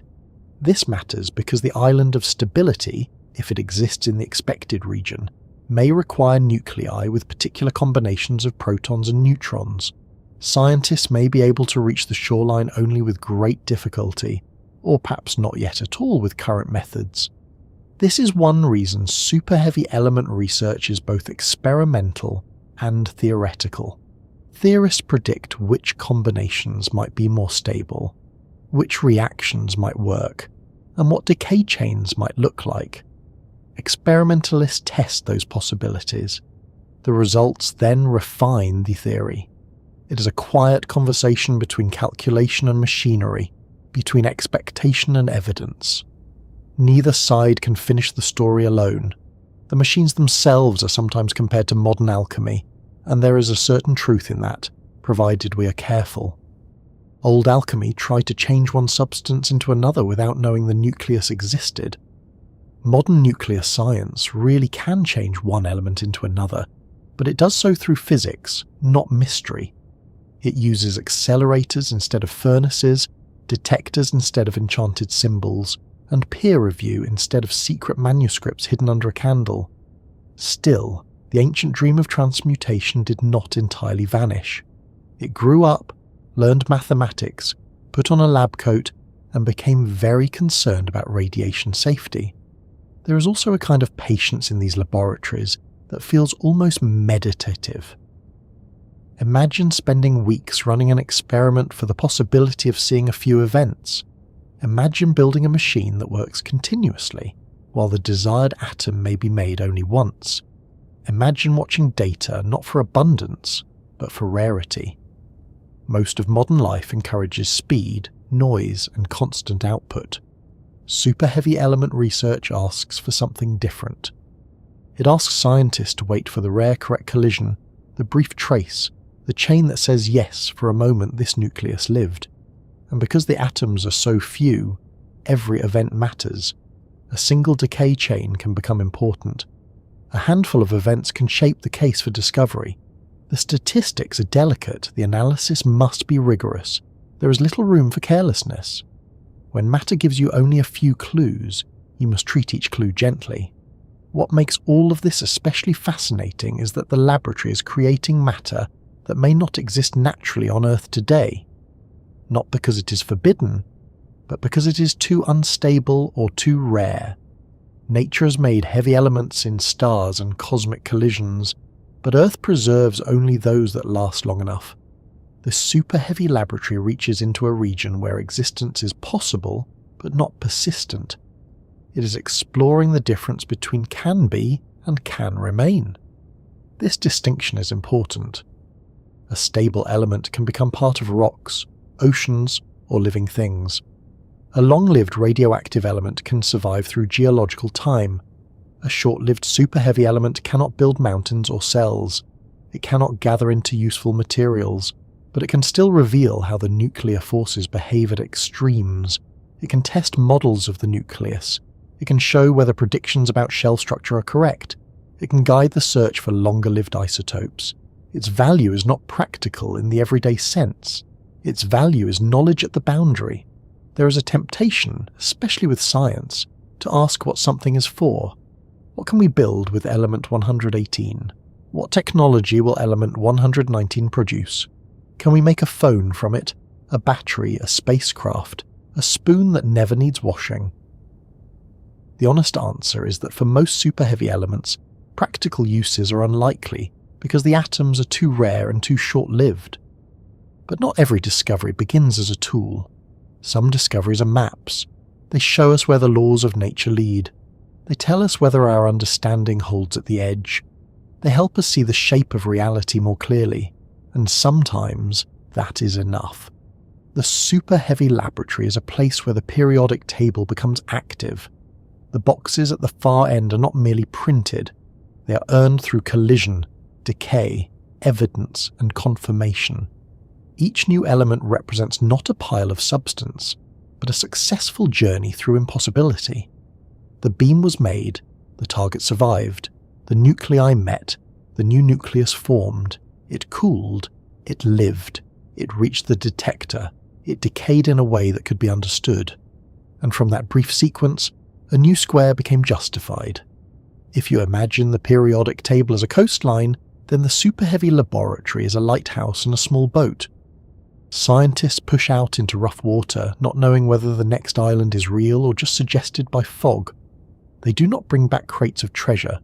They bring back measurements, traces, and the knowledge that land was touched for an instant. The map extends not because someone guessed, but because the shoreline answered. And this is where the story becomes even stranger.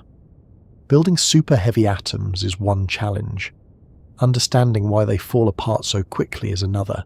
The farther we move beyond uranium and plutonium, the more unstable the nuclei become. Some decay so fast that their chemistry remains almost unreachable. Some split apart under the strain of their own size. Some survive just long enough to hint at the forces inside them. To understand whether there might be more stable superheavy elements waiting beyond the known edge, we have to look more closely at why giant atoms are so fragile in the first place. To understand why giant atoms fall apart so quickly, it helps to return to the quiet centre of every atom, the nucleus. We often talk about atoms as if most of the action happens around the outside, where electrons form bonds, share energy, make chemistry, and give elements their familiar personalities. That is true for ordinary chemical life. It is the electrons that decide whether sodium reacts with water, whether carbon can build long chains, whether oxygen eagerly joins with other atoms, and whether gold shines with that warm colour people have been admiring since long before anyone knew what an electron was. But at the far end of the periodic table, the story changes.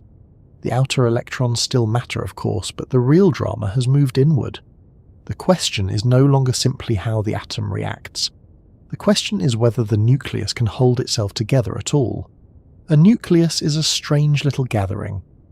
It contains protons, which carry positive electric charge, and neutrons, which do not carry electric charge.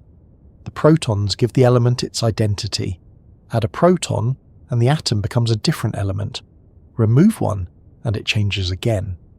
Neutrons help fill out the nucleus and contribute to its stability, but they do not change the element name. They are more like quiet structural companions, helping the nucleus stay together without changing its address on the periodic table. The difficulty begins with the protons. Because they all carry positive charge, they repel one another. Every proton pushes against the others. In a small nucleus, this is manageable.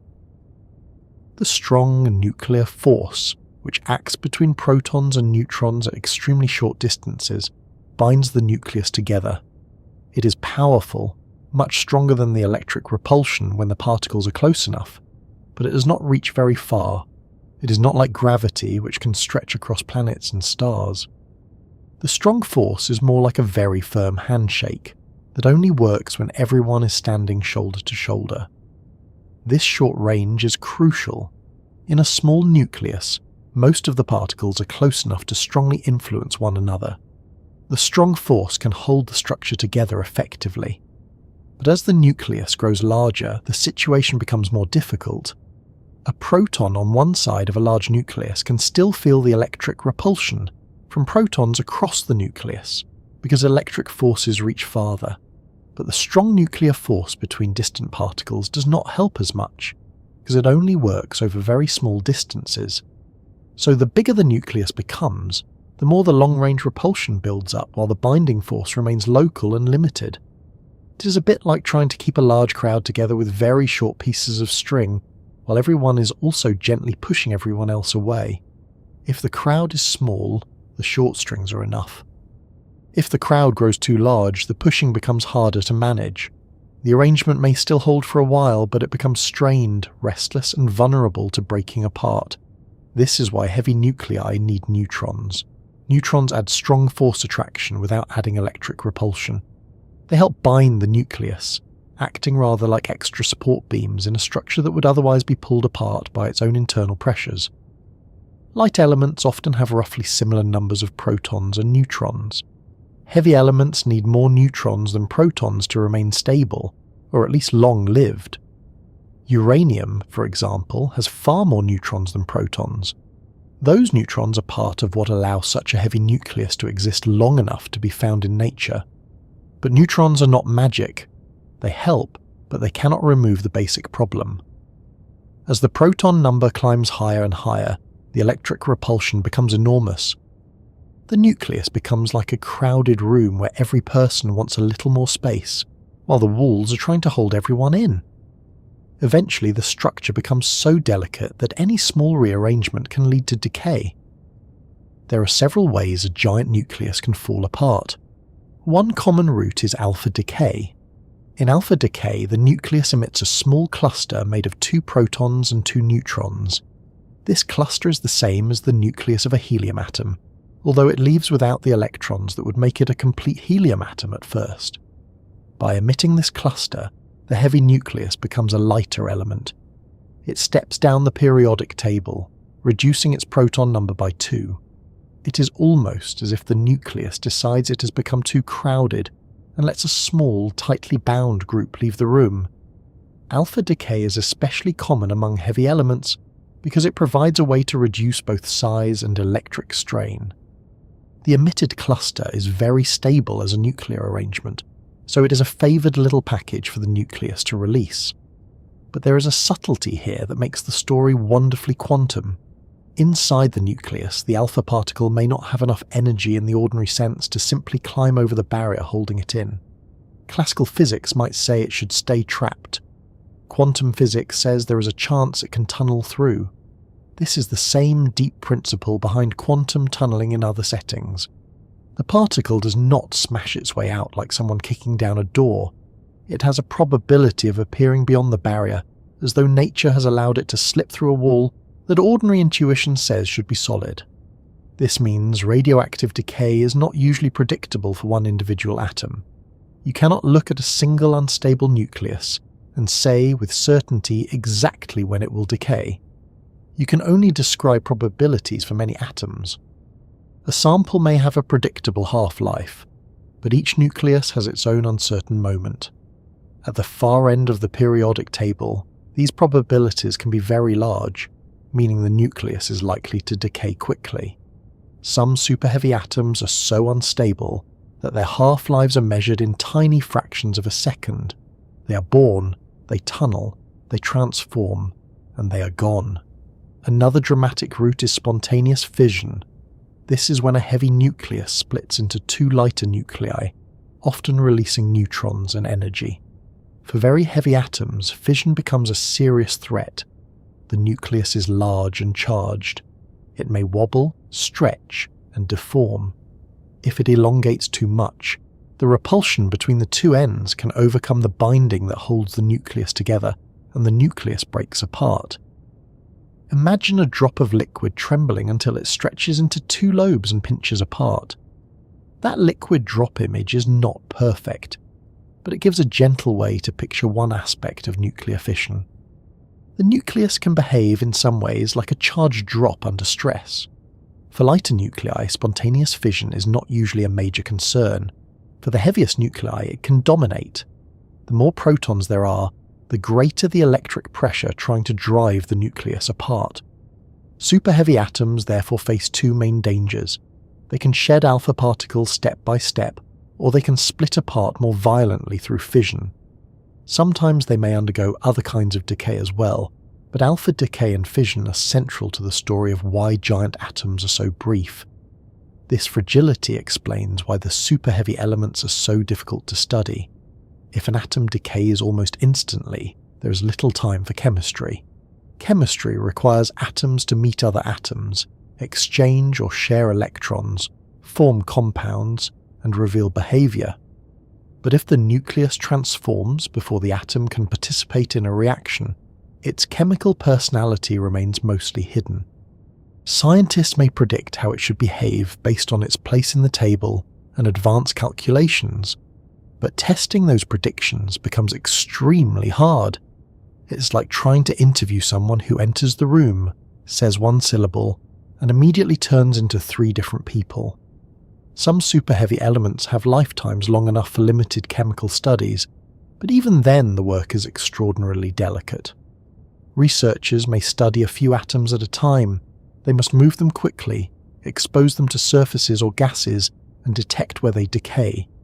The experiment must be timed around the element's short life. Ordinary chemistry is patient. Superheavy chemistry is a race held in slow motion by machines and fast motion by atoms. The strange thing is that the nucleus is not just a simple ball of particles, it has structure.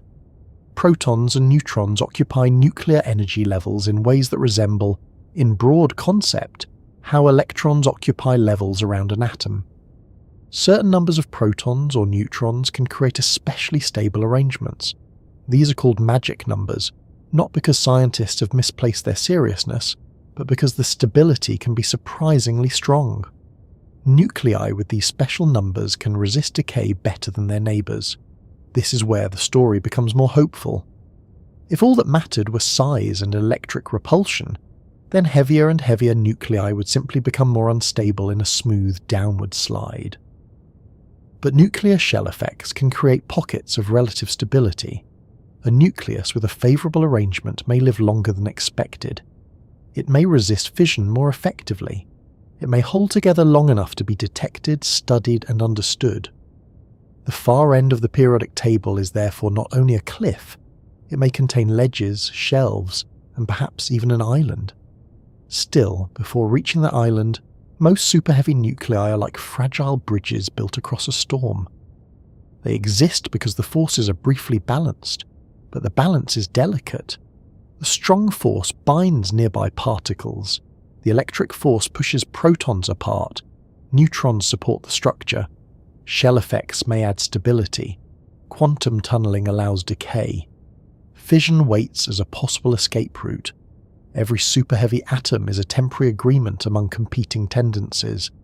This is why the exact number of neutrons matters so much. 2 atoms of the same element can have different numbers of neutrons. These are isotopes. They share the same proton count, so they are the same element, but their nuclei may have very different stability. One isotope may decay almost instantly, while another may last longer. In superheavy research, scientists are not simply trying to make element 119 or 120 in a general sense. They are trying to make particular isotopes with particular numbers of neutrons, because some versions may be far more stable than others. Unfortunately, the isotopes easiest to make in current experiments are not always the ones scientists most want. The most stable predicted superheavy nuclei may require more neutrons than common laboratory reactions can provide. This is one of the great challenges. The island of stability may lie out there, but the boats we currently have may not reach its best shore. We may be producing neutron-poor versions of superheavy elements that decay quickly, while more neutron-rich versions might last longer if only we could create them. It's a little like knowing there may be a sheltered harbour beyond the fog, but every route you can sail leads first through rough water. The instability also explains why the heaviest elements are not found in ordinary nature. If they decay very quickly, they cannot survive from the formation of Earth to the present day. Even if ancient cosmic events created superheavy nuclei, most would have transformed into lighter elements long ago. Earth is full of long-lived survivors. The periodic table as nature presents it to us is partly a museum of stability. Short-lived elements do not remain on display unless something keeps making them. This is why some radioactive elements exist naturally in decay chains, while many heavier artificial elements must be made in laboratories. There is also a subtle distinction between being unstable and being impossible. A superheavy nucleus may be unstable, yet still possible. It may exist briefly before decay. This matters greatly. When scientists create a superheavy element, They are not violating nature. They are exploring short-lived possibilities within nature's rules. The atom falls apart quickly, not because it was fake, but because it was real in a way that could not last. That idea is worth sitting with for a moment. Our everyday sense of reality is strongly tied to permanence. We trust the flaw because it remains a flaw. We trust a cup because it does not turn into a saucer halfway through the tea. We trust oxygen because it keeps being oxygen while we breathe. But the universe also contains real things that are brief. A lightning flash is real. A soap bubble is real. A thought that passes through your mind just before sleep is real, even if it dissolves before morning. Superheavy atoms belong to this brief side of reality. They are not useful because they stay. They are useful because they show us what can happen. When a giant atom falls apart, it teaches us about the balance of forces inside the nucleus. The pattern of decay tells scientists about nuclear structure. Does it emit an alpha particle with a certain energy? Does it fission quickly? Does its decay chain match predictions? Does one isotope live longer than its neighbours? These clues help refine models of the nucleus. The atom's failure to survive is itself information. In a way, the collapse of the nucleus becomes a message. This is common in physics. We learn from what breaks. A bridge that fails teaches engineers about stress. A star that collapses teaches astrophysicists about gravity. A particle that decays teaches physicists about interactions. A superheavy atom that falls apart teaches us where the limits of nuclear stability may lie. The decay is not merely the end of the atom, it is the beginning of understanding. The nucleus also becomes more complex as it grows. It may not be perfectly spherical, it can take on deformed shapes. Some nuclei are stretched, flattened, or otherwise distorted. These shapes affect their stability and decay. A deformed nucleus may be more or less resistant to fission depending on the arrangement of its particles. Shell effects can favour certain shapes. The nucleus is not a tiny billiard ball, despite how tempting that picture can be. It is a quantum many-body system, a dense and dynamic arrangement whose behaviour emerges from the interactions of many protons and neutrons. That is a rather formal way of saying the nucleus is complicated enough to keep very clever people busy for entire careers. As proton number increases, electrons around the atom also begin to feel stronger effects from the heavy nucleus. Relativity changes their behaviour, and this can influence chemistry. But the nucleus must first survive long enough for chemistry to matter. In the heaviest atoms, nuclear lifetime becomes the gatekeeper. No matter how interesting an element's predicted chemical behaviour may be, a nucleus that decays too quickly gives little chance to observe it. The atom's outer life depends on the patience of its inner core. This gives superheavy elements a double mystery. On the outside, they may have unusual chemistry because of relativistic electron effects. On the inside, they may have unusual nuclear stability or instability because of shell structure. The atom is being pulled into strangeness from both directions. It is chemically exotic and nuclearly fragile. It sits at the crossing point of periodic law, relativity, quantum mechanics, and nuclear force. Not bad for something that may exist for less time than it takes to blink. And yet, not all superheavy atoms vanish at the same rate. Some isotopes have lived longer than expected. Some decay chains suggest increasing stability in certain regions. These observations are part of what keeps the search alive. If everything beyond a certain point decayed instantly with no variation, the frontier would be much less promising, but the data hint at structure. Some nuclei hold together longer. Some arrangements seem favoured. The stormy sea is not uniform. There may be currents, shallows, and perhaps land. That brings us closer to the island of stability. The phrase is beautiful because it captures the emotional shape of the science. Around the superheavy region lies instability, fission, alpha decay, fleeting atoms, and difficult experiments. But theory suggests that certain combinations of protons and neutrons may form nuclei with closed shells, making them much more stable than their neighbours. They may not be stable in the eternal sense. They may not sit in a jar for centuries. But compared with atoms that vanish almost instantly, even seconds, minutes, days, or longer would be extraordinary. It would change what scientists could study. It would turn a flicker into a candle flame. The reason giant atoms fall apart so quickly, then, is not one simple flaw. It is the result of a deep competition. Protons repel. The strong force binds only at short range. Neutrons help but cannot solve everything. Quantum tunneling allows particles to escape. Fission offers the nucleus a way to split. Shell effects can stabilize some arrangements, but only under the right conditions. The heavier the atom becomes, the more delicate the balance. Each super-heavy nucleus is like a quiet negotiation held under enormous pressure. And perhaps that is what makes them so fascinating. They are not merely failed attempts at stable matter. They are glimpses of how far matter can stretch. They show us the edge of nuclear architecture. They reveal that the periodic table does not end because someone ran out of boxes, but because the nucleus becomes increasingly hard to hold together. The table's boundary is written not in ink, but in force, probability, and time. As we move deeper into the far edge of matter, the important question becomes less about why many giant atoms fall apart, and more about whether some might not fall apart quite so quickly. Somewhere beyond the most fragile nuclei, theory suggests there may be a region where the inner arrangement of protons and neutrons gives the nucleus unexpected strength. A place where super-heavy atoms, though still strange and radioactive, might live long enough to be more than a fleeting trace in a detector.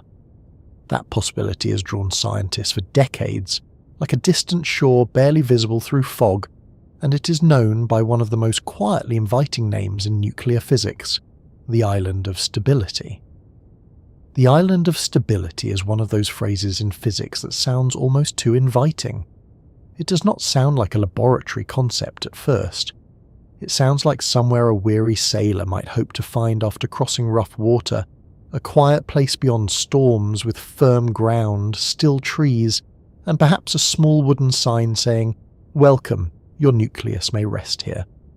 Of course, the real Island of Stability is not a place you can visit. It is not floating somewhere in space, and it does not have beaches, birds, or a conveniently placed cafe. It is a predicted region in the landscape of atomic nuclei, a region where certain super-heavy atoms might be much longer lived than their unstable neighbours, and that possibility matters enormously. So far, the heaviest elements made in laboratories have often been brief.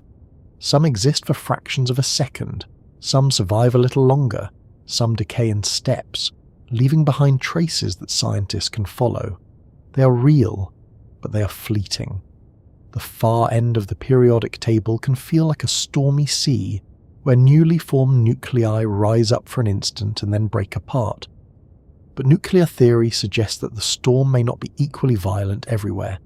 In certain regions, if the numbers of protons and neutrons are just right, the nucleus may gain extra stability. Not ordinary stability, perhaps. Not the kind that lets an element sit quietly in a rock for billions of years. But enough stability to change the story. The key idea behind the Island of Stability comes from nuclear shells. We are more familiar with electron shells, even if we do not always think about them by name. Electrons around atoms arrange themselves in patterns, and those patterns help create the structure of the periodic table. Elements in the same column behave similarly because their outer electrons are arranged in related ways. This is why the table has rhythm. It is why chemical families exist. It is why sodium and potassium can seem like energetic relatives, while neon and argon sit calmly among the noble gases, behaving like they arrived early, found the best chair, and decided not to mingle much.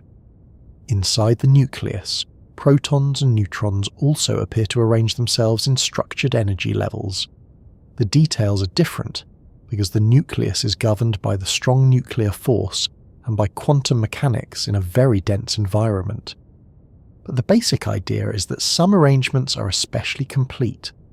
When certain numbers of protons or neutrons fill nuclear shells, the nucleus may become unusually stable. These numbers are called magic numbers. It is a charming term and one that makes nuclear physics sound as though it has been keeping a small wand in the drawer, but the meaning is serious. A magic number is a number of protons or neutrons that seems to produce extra nuclear stability. Known stable nuclei already show this effect. Certain nuclei with magic numbers are more tightly bound, more common, or more resistant to decay than nearby nuclei. This has been seen in lighter and medium mass elements, and it suggests that the nucleus is not simply a liquid drop of nuclear matter. It has quantum structure, it has internal order, it has favoured arrangements, and if that is true for ordinary nuclei, perhaps it remains true even for superheavy ones. That is the hope. In the superheavy region, the electric repulsion between protons is intense. A nucleus with more than 100 protons is under enormous internal strain.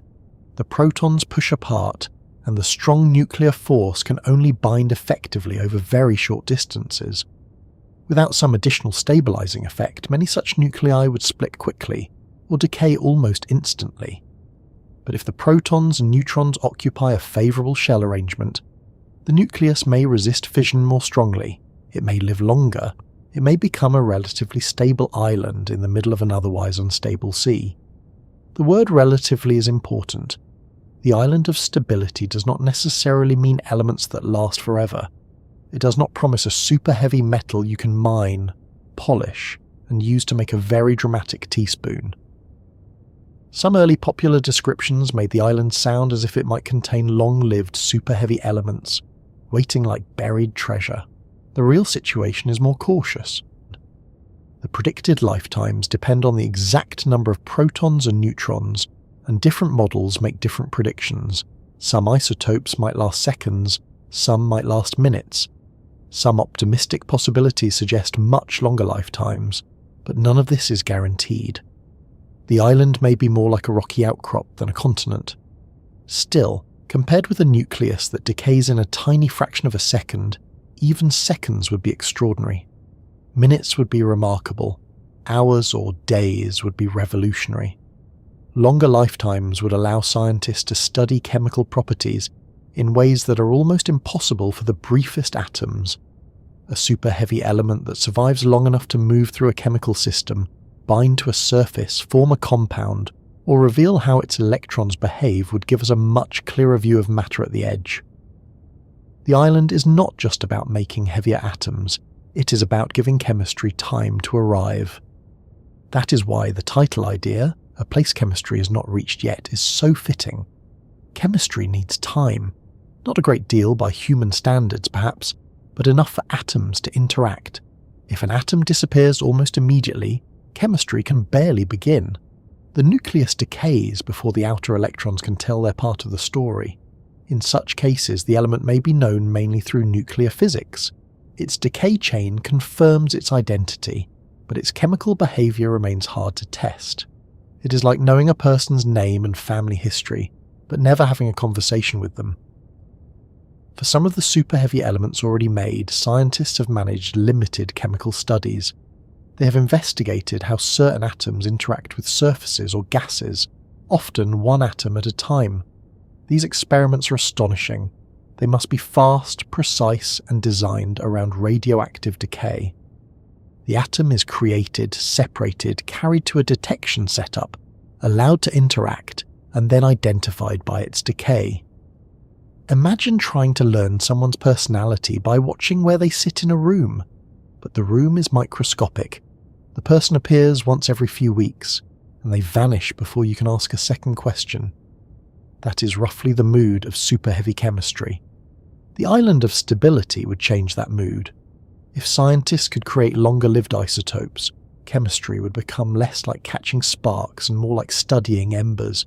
Still delicate, still difficult, but far more possible. The outer electrons of these giant atoms may behave in unusual ways because the nucleus is so highly charged. Inner electrons can move at speeds where relativistic effects matter. Those effects can shift electron energies and alter chemical behavior, so longer-lived super-heavy elements would not merely extend known chemistry. They could test whether the periodic table's patterns continue as expected, or begin to twist in surprising ways. This is one reason the search is so compelling. The island of stability sits at the meeting point of two frontiers. One is nuclear, Can the nucleus hold together? The other is chemical. If it holds together long enough, how does the atom behave? A stable enough superheavy nucleus would let scientists ask both questions more fully. It would be like finally reaching a distant shore and discovering not only whether the island exists, but what the soil is made of. But reaching the island is difficult. The most stable predicted superheavy isotopes are expected to need many neutrons. Neutrons help stabilize heavy nuclei, and certain neutron numbers may be especially important for shell closure. The problem is that laboratory reactions often produce nuclei that do not have enough neutrons. The beam and target nuclei available on Earth can only provide certain combinations. Scientists may be able to create a superheavy element, but not the most neutron-rich version of it. They may be standing near the island, but not quite on it, producing isotopes on the outer surf where the waves are still rough. One important tool in superheavy research has been calcium-48, a neutron-rich isotope of calcium. It has been used as a projectile in several successful experiments because it brings a useful balance of protons and neutrons and has a relatively stable structure. When fired at heavy actinide targets, it helped produce several of the heaviest known elements. In a way, calcium-48 became a small but powerful boat for sailing toward the superheavy region. But even this boat has limits. To reach elements beyond the current table, other beams may be needed, and those may not be as favourable. The reactions may become less likely. The products may be less stable. The sea grows rougher again. The targets are also a challenge. To make very heavy elements, scientists often need targets made from already heavy and sometimes rare artificial materials. These target atoms can be difficult to produce in sufficient amounts. They may be radioactive.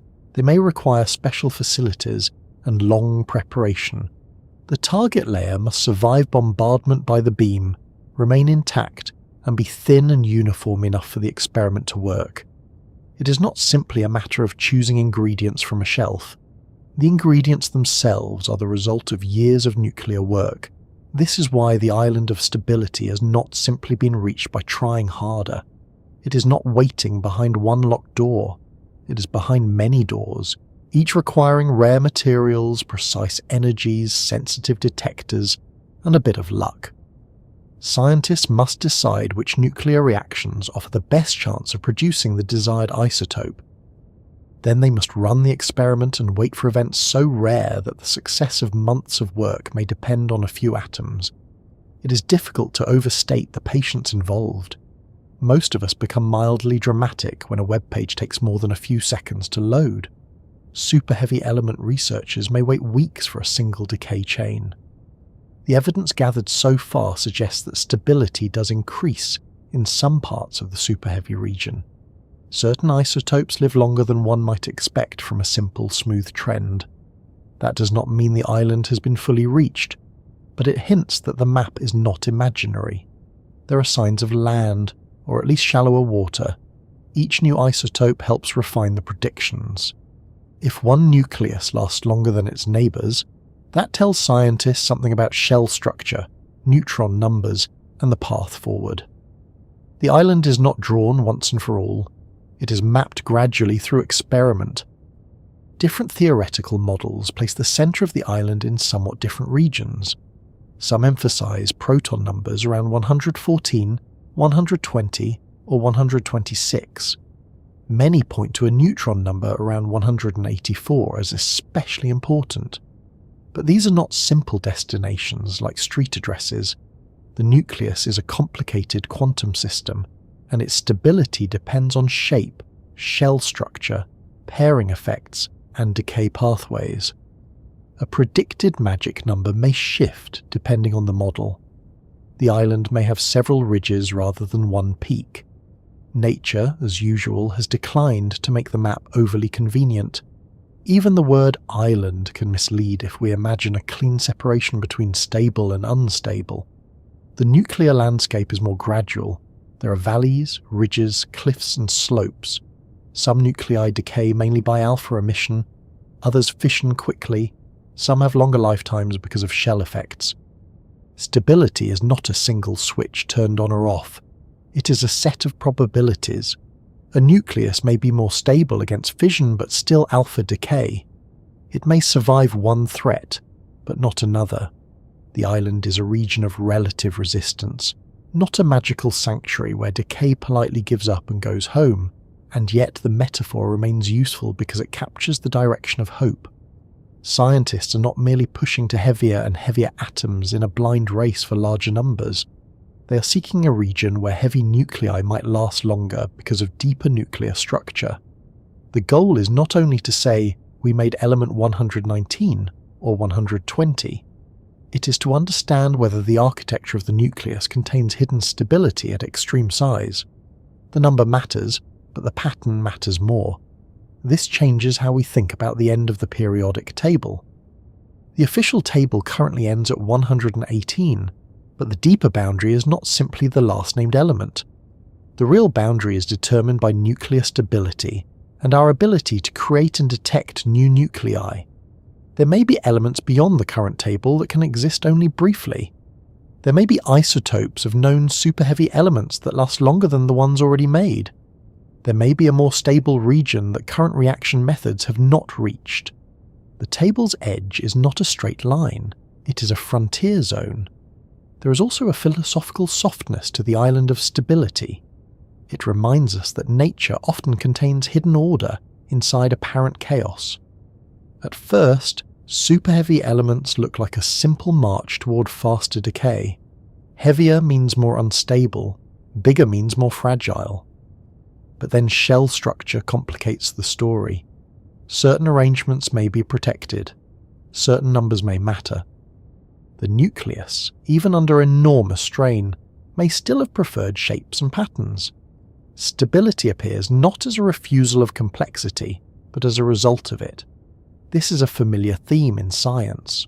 Order often appears at levels where we expected only disorder.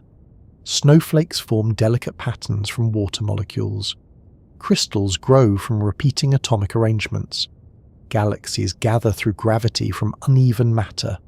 Life emerges from chemistry. And perhaps, at the far end of the nuclear landscape, a superheavy nucleus may live longer because its protons and neutrons find a surprisingly orderly arrangement. The universe is very fond of making structure where one might expect only mess. It is also fond of making that structure difficult to understand, perhaps to keep physicists occupied. If longer-lived superheavy elements were created, what would they be like? That is where the imagination naturally wanders, but we have to walk carefully. They would almost certainly be radioactive. They would likely be produced in tiny quantities. They would not become ordinary materials in the near future. Nobody's going to build a bridge out of element 126, and if someone suggests it, it would be sensible to stand behind a thick wall and ask whether they have filled out the safety forms. But their scientific value would be immense. They could reveal how electrons behave around enormous nuclei. They could test relativistic chemistry. They could help refine nuclear models. They could show whether the periodic table's familiar structure remains meaningful in a realm far beyond naturally abundant matter. The island may also help answer whether there is a true end to the periodic table. At some point, adding more protons may make nuclei too unstable to exist in any meaningful sense. Some theoretical limits involve the behavior of electrons in extremely strong nuclear fields, while others focus on nuclear fission and proton repulsion. But the exact boundary is not known. The island of stability suggests that the path to the end may not be a smooth decline. There may be pauses, surprises, and regions of unexpected persistence before matter finally runs out of ways to hold itself together. This is one of the loveliest things about the topic. The periodic table, which appears so tidy and complete, ends in uncertainty. Not ignorance in a careless sense, but a deep and active uncertainty. Scientists know a great deal about nuclei, but the farthest regions remain difficult to reach. The table has become a question mark made of protons and neutrons. It asks how far identity can be extended. It asks how much charge can be held in one nucleus. It asks how long a giant atom can endure. It asks whether chemistry can follow nuclear physics into the unknown. And for now, chemistry is only partly followed. It has reached some super-heavy elements in limited ways, but not the heart of the island, if the island exists as predicted. The most interesting, longer-lived isotopes may still be beyond current reach. We can predict their properties, draw extended tables, and model their behaviour, but until atoms are made and studied, part of the story remains unopened. The island is not mythical, but it is still distant. It is marked on theoretical maps, glimpsed through experimental hints, and pursued with machines that turn patience into data. There is something deeply human in that pursuit. We are small creatures on a rocky planet, made from ancient stellar material, building devices to create atoms that may last less than a moment. We do this not because those atoms will warm our homes or fill our pockets, but because they answer a question. How far can matter go? What patterns hold at the edge? Where does the periodic table become unstable, and where might it unexpectedly recover? These are not practical questions in the narrow sense. They are map-making questions, and humans have always made maps, even of places they could not yet fully enter. The island of stability may turn out to be smaller than once hoped. It may be harder to reach. Its longest-lived nuclei may not last as long as early dreams suggested, or it may surprise us. It may offer isotopes stable enough for richer chemistry than we can currently perform. It may reveal that the far end of the table has structure we only partly understand. Whatever the answer, the search itself has already changed our view of the elements. The table is no longer just a list of what nature left behind. It is a landscape of possible nuclei, some stable, some unstable, some made in stars, some made in collisions, some waiting just beyond our reach. And that brings us back to the quiet image of a shore beyond the storm. Most giant atoms fall apart quickly because the forces inside them are fighting a difficult battle. But perhaps, with the right numbers of protons and neutrons, the battle becomes less hopeless for a while. Perhaps there are places in the nuclear landscape where matter can pause. Not forever, but long enough. Long enough to be seen more clearly. Long enough for chemistry to speak. Long enough to tell us whether the periodic table's farthest edge is an ending, or only the beginning of a stranger row. Once the periodic table reaches oganesson, it feels for a moment as though the story has arrived at a grand stopping point. The seventh row is complete. The last named square sits in place. The table looks balanced in its own slightly lopsided way, like a bookshelf that has somehow managed to hold the entire material universe without collapsing under the weight of oxygen, iron, uranium, and several elements that exist for less time than it takes to say their names. Oganesson, element 118, stands at the far end of the official map. It is the final confirmed box for now, the last named marker on the road of atomic number. But a last confirmed element is not necessarily the last possible element. That distinction matters. The periodic table ends where evidence ends, not where imagination ends, and not necessarily where nature ends. Scientists do not stop at oganesson because the number 118 has some magical finality, as if matter signed a contract promising not to continue. They stop there because no element with more protons has yet been confirmed. The map is official up to that point. Beyond it, the paper is not blank because nothing can exist there. It is blank because we have not yet proved what can. So what might come next? The first answer is element 119. If it is made and confirmed, it would begin the 8th row of the periodic table. That sounds wonderfully simple, like adding a new line to a guest list. But in chemistry, beginning a new row is a serious matter. A new row means a new period, a new region of electron structure, and a new chance to see whether the old periodic patterns continue in a recognizable way.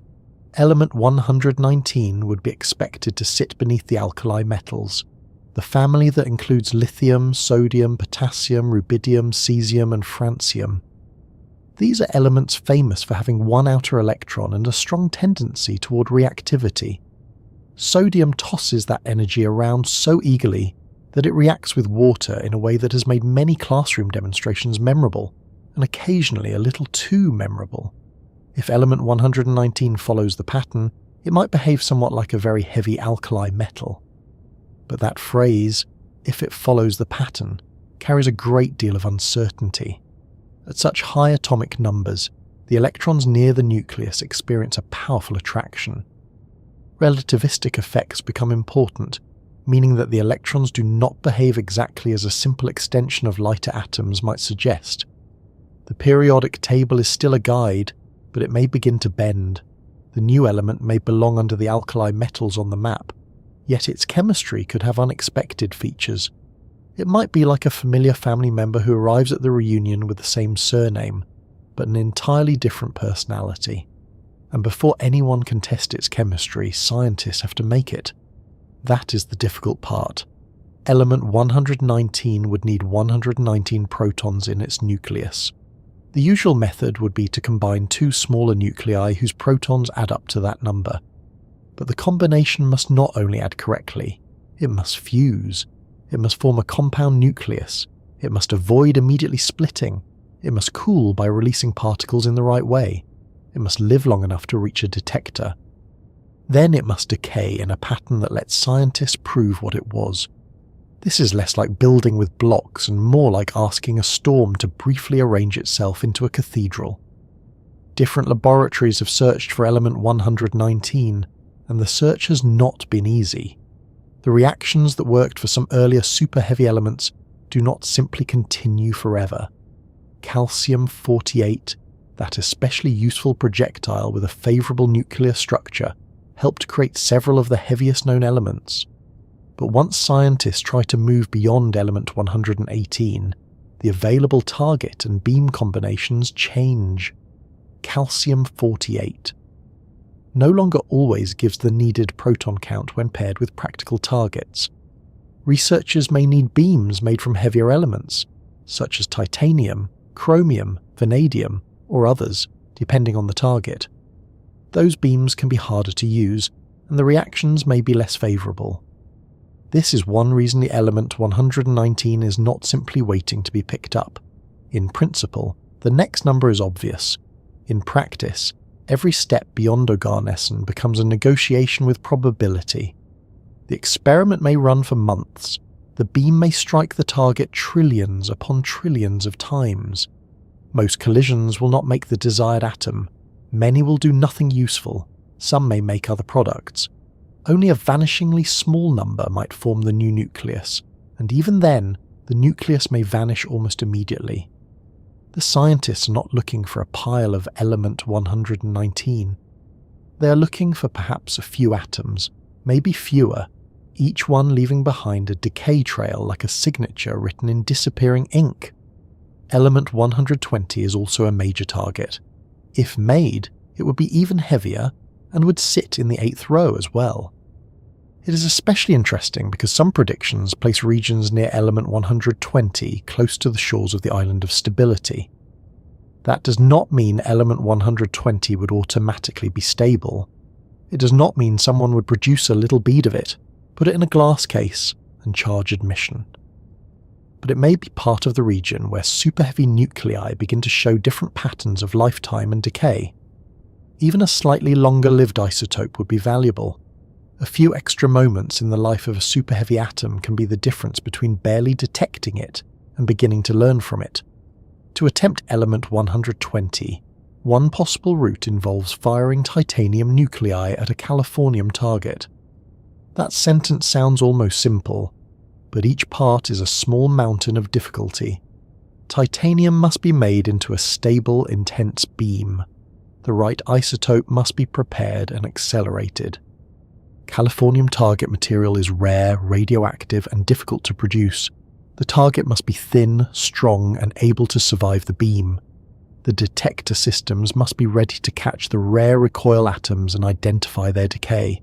Everything must work for a long time, with extraordinary precision, while nature offers no guarantee that even one atom will appear. There is a strange humility in this kind of experiment. Human beings build huge machines, refine theories, prepare rare materials and run powerful beams, and then the result depends on a handful of nuclear events that may or may not happen. It is not brute force alone. It is patience guided by calculation. It is engineering wrapped around uncertainty. The laboratory becomes a place where people make the conditions as favourable as possible and then wait for matter to answer.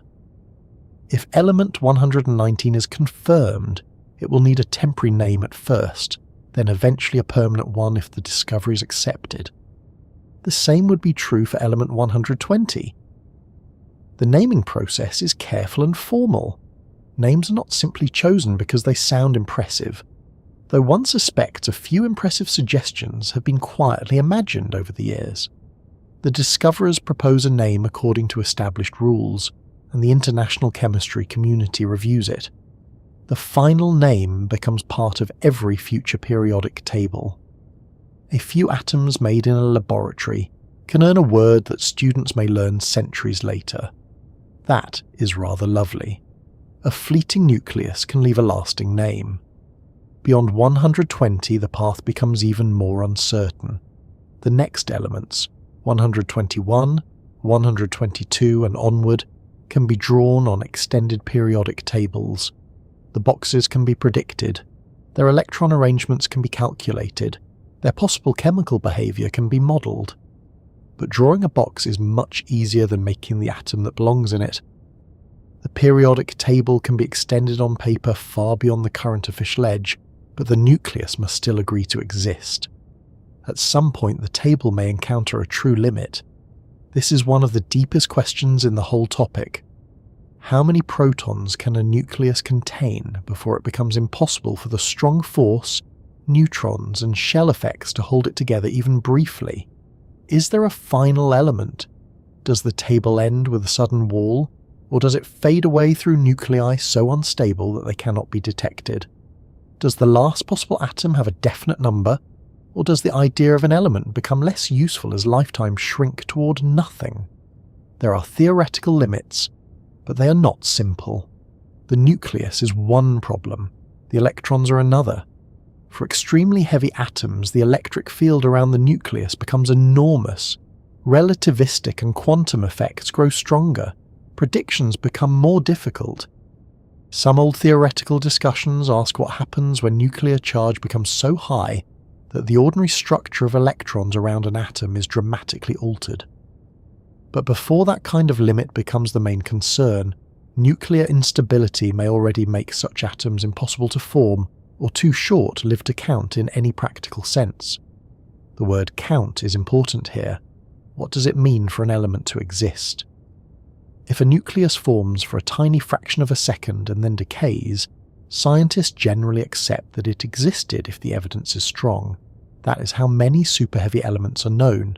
But if a nucleus cannot survive long enough to be identified, or if it never forms as a recognizable bound system, then calling it an element becomes difficult.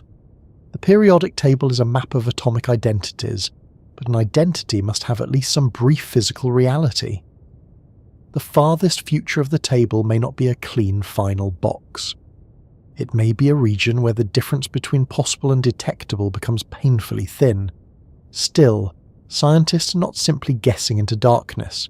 They use nuclear models to predict which combinations of protons and neutrons may be more stable. They study decay chains from known superheavy elements. They compare the lifetimes of different isotopes. They test reaction methods by making known elements with new beams, as stepping stones toward unknown ones. Every experiment adds a little more detail to the map. A failed attempt can be useful too because it sets limits. If an experiment searches for a nucleus under certain conditions and does not see it, that tells scientists something about how rare the reaction may be, or how quickly the product may decay.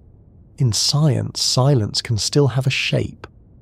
One of the great challenges after oganesson is that the most desirable isotopes may require more neutrons than current reactions can easily provide. The island of stability, if its strongest region lies near particular neutron numbers, may not be reachable by simply combining the available beams and targets. The atoms scientists can make may be on the edge of the island, not at its centre. They may be neutron poor, more fragile than the best possible versions.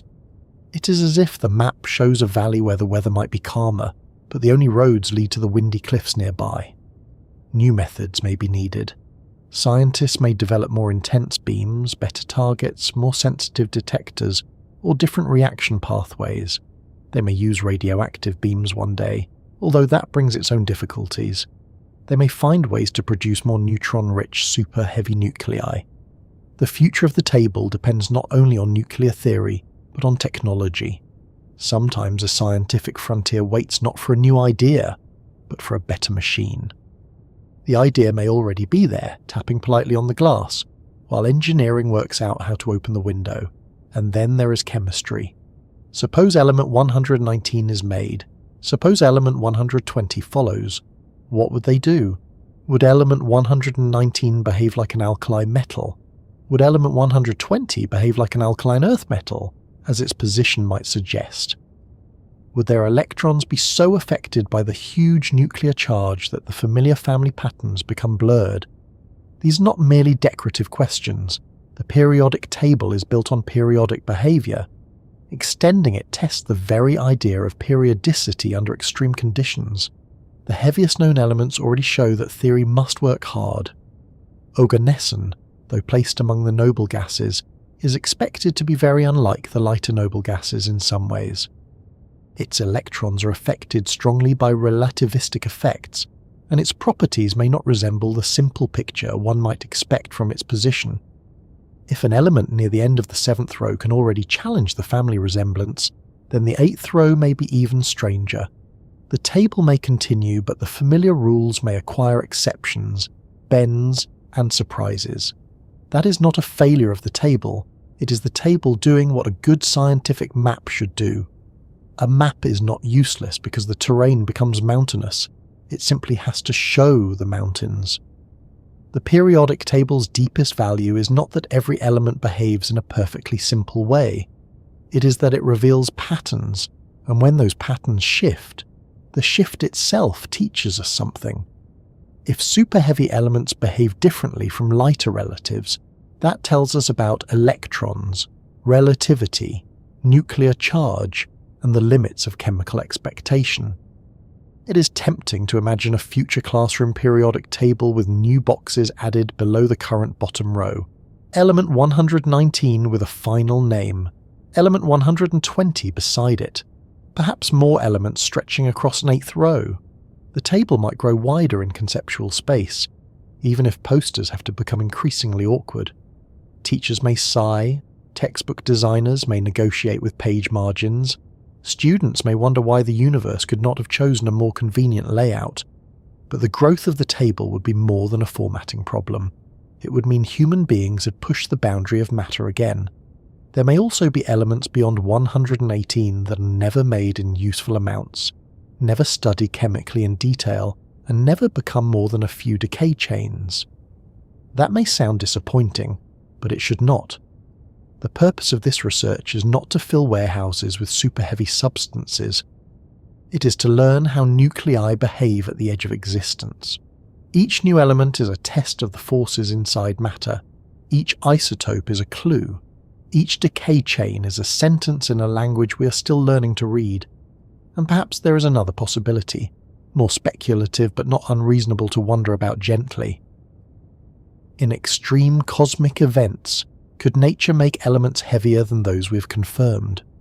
Neutron star collisions and other violent environments can create many heavy nuclei. Some super-heavy nuclei might form briefly in such events, but if they decay quickly, they would not remain for us to find. The universe may have already made atoms beyond the official periodic table, only for them to vanish into lighter elements long before planets formed.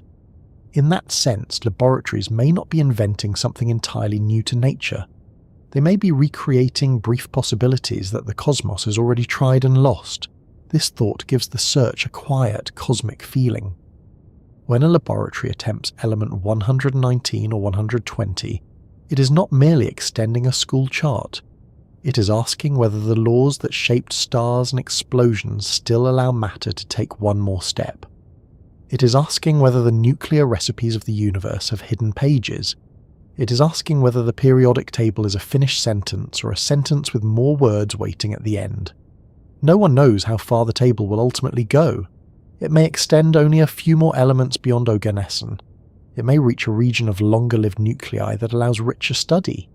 It may continue through a strange eighth row before instability becomes overwhelming. Or it may surprise everyone, because nature has a long history of being less tidy than our first diagrams. The only honest answer is that the frontier remains open, but difficult. Open enough to justify searching, difficult enough to make every success precious. So beyond 118, what comes next is not just one new element, it is a test. Element 119 would test the beginning of a new row. Element 120 would test new reaction methods and approach the predicted shores of stability. The elements beyond those would test whether the periodic patterns can survive in stranger territory. And somewhere farther still, perhaps, lies the final limit. The place where nuclei can no longer hold enough protons together to deserve a box at all. For now, the table ends with oganesson in official ink. But beyond it, in the laboratories where beams are tuned and targets wait, the next boxes exist as possibilities. They are not confirmed. They are not named. They are not yet part of the shared language of chemistry, but they are being sought, patiently, collision by collision, atom by atom, trace by trace. The edge of the table is quiet from a distance, but up close it is alive with effort. And as we look toward that unfinished edge, we begin to see the periodic table not as a completed monument, but as a horizon. Some horizons move as we approach them. Some reveal islands, some lead into deeper water. The known elements have already carried us from the first hydrogen of the young universe to the superheavy atoms of modern laboratories. What comes next may be brief, unstable, and difficult to catch, but it may also tell us something profound about where matter ends and why it ends there. The future of matter beyond the periodic table is not likely to arrive as a glittering new metal sitting on a laboratory bench. It will not begin with someone opening a drawer and finding a forgotten cube of element 119, perhaps wedged behind an old calculator and a packet of biscuits. It will not look like the discovery of gold, iron, oxygen, or carbon. It will be quieter, stranger, and far more delicate. It may begin with a signal in a detector, a short chain of radioactive decays, a few numbers carefully checked and checked again, and then the slow realization that for a fraction of time, a new kind of atom existed. That is the odd future of the periodic table. Its next steps may be real, but brief. They may be profound, but not practical. They may change our understanding of matter without changing what your kettle is made from, what your phone uses, or what spoon you stir your tea with, and that is perfectly all right. Not every frontier has to become a tool. Some frontiers are there to show us where the map still breathes. If element 119 is made, it will not only be another box, it will begin a new row. That alone is enough to make chemists and physicists lean forward a little. A new row means the periodic table has not merely been extended at the end, but has entered a fresh region of atomic structure. The pattern that began with hydrogen and moved through all the familiar families would be asked to continue into a realm where atoms are heavier, more unstable, and more influenced by the strange effects that appear when nuclear charge becomes enormous. The table would still be the table, but it would be walking into weather it has never fully crossed before. Element 120, if confirmed, would deepen the question. Elements beyond that would deepen it further. Each new atomic number would ask whether the nucleus can hold together, whether the electrons arrange themselves in a recognizable way, and whether chemistry can still find its old rhythm. Perhaps the next elements will behave roughly as expected. Perhaps they will surprise us. Perhaps they will be too short-lived to show much chemical behavior at all. There is a humbling possibility here that the periodic table may continue on paper farther than chemistry can follow in practice. That might sound disappointing at first. We like discoveries we can touch. A new planet can be pictured. A new fossil can be placed in a museum. A new species can be photographed, named, and sometimes given a rather charming face. A new superheavy element may be only a few atoms, each one appearing and vanishing inside an instrument. But the meaning is not small. A few atoms can test the rules that govern every atom. A brief nucleus can reveal the limits of nuclear structure. A decay chain can tell us whether our theories of matter still work at the edge. The future beyond the table, then, is partly a future of better reaching. Scientists will need better beams, better targets, better separators, better detectors, and perhaps entirely new ways to make neutron-rich superheavy nuclei. The problem is not only adding more protons, it is adding enough neutrons to help the nucleus survive. Many of the most interesting predicted isotopes may be out of reach because current reactions produce versions that are too neutron-poor. The atoms we can make may be like rough sketches of the atoms we most want to study. They have the right proton count, perhaps, but not the best balance of neutrons. They are close to the island, but not resting in its most sheltered place. Future laboratories may change that. They may use more intense beams that produce rare events more often. They may prepare targets from difficult heavy elements with greater precision. They may use new projectile nuclei to explore combinations not yet practical. They may develop methods that allow radioactive beams to become useful in superheavy element creation. Each improvement may seem technical, but in this field, technical improvements are the way new matter becomes visible. A stronger beam is not just a stronger beam, it is a longer reach into the nuclear landscape. A better detector is not just better equipment, it is a sharper ear for the faintest whisper of an atom. There is also the possibility that the future of matter beyond the table will not only involve new elements, but new isotopes of known superheavy elements. This is important. A new element receives attention because a new proton number means a new square. But a new isotope can be just as scientifically valuable.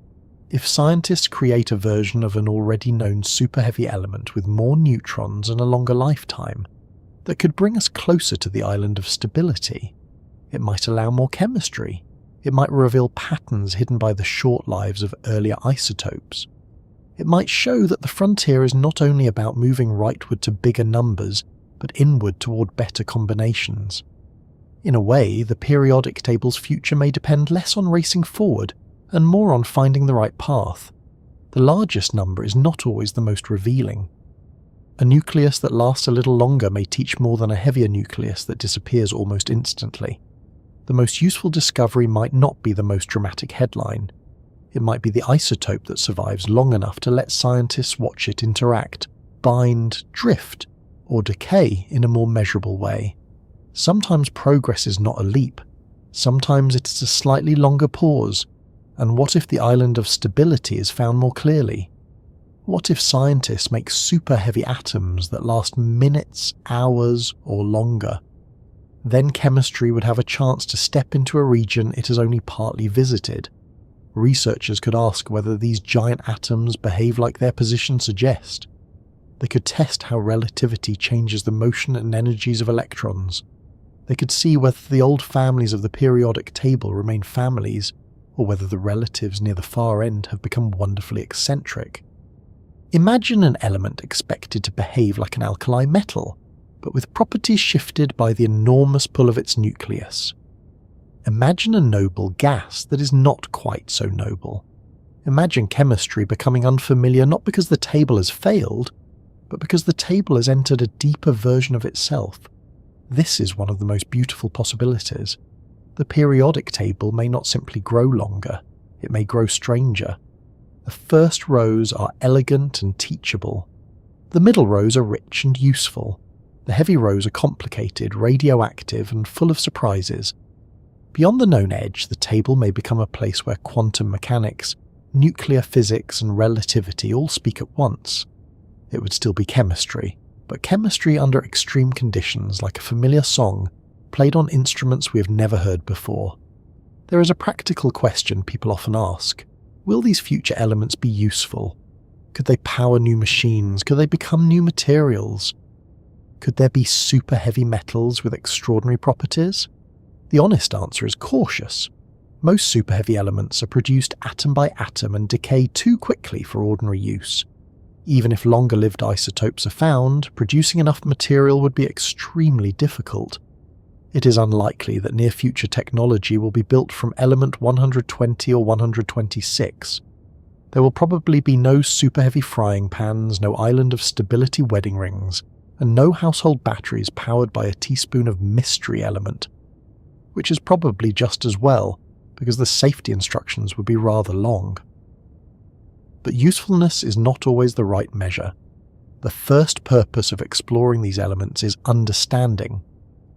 When scientists push beyond the known periodic table, they're asking how matter behaves under extreme nuclear charge.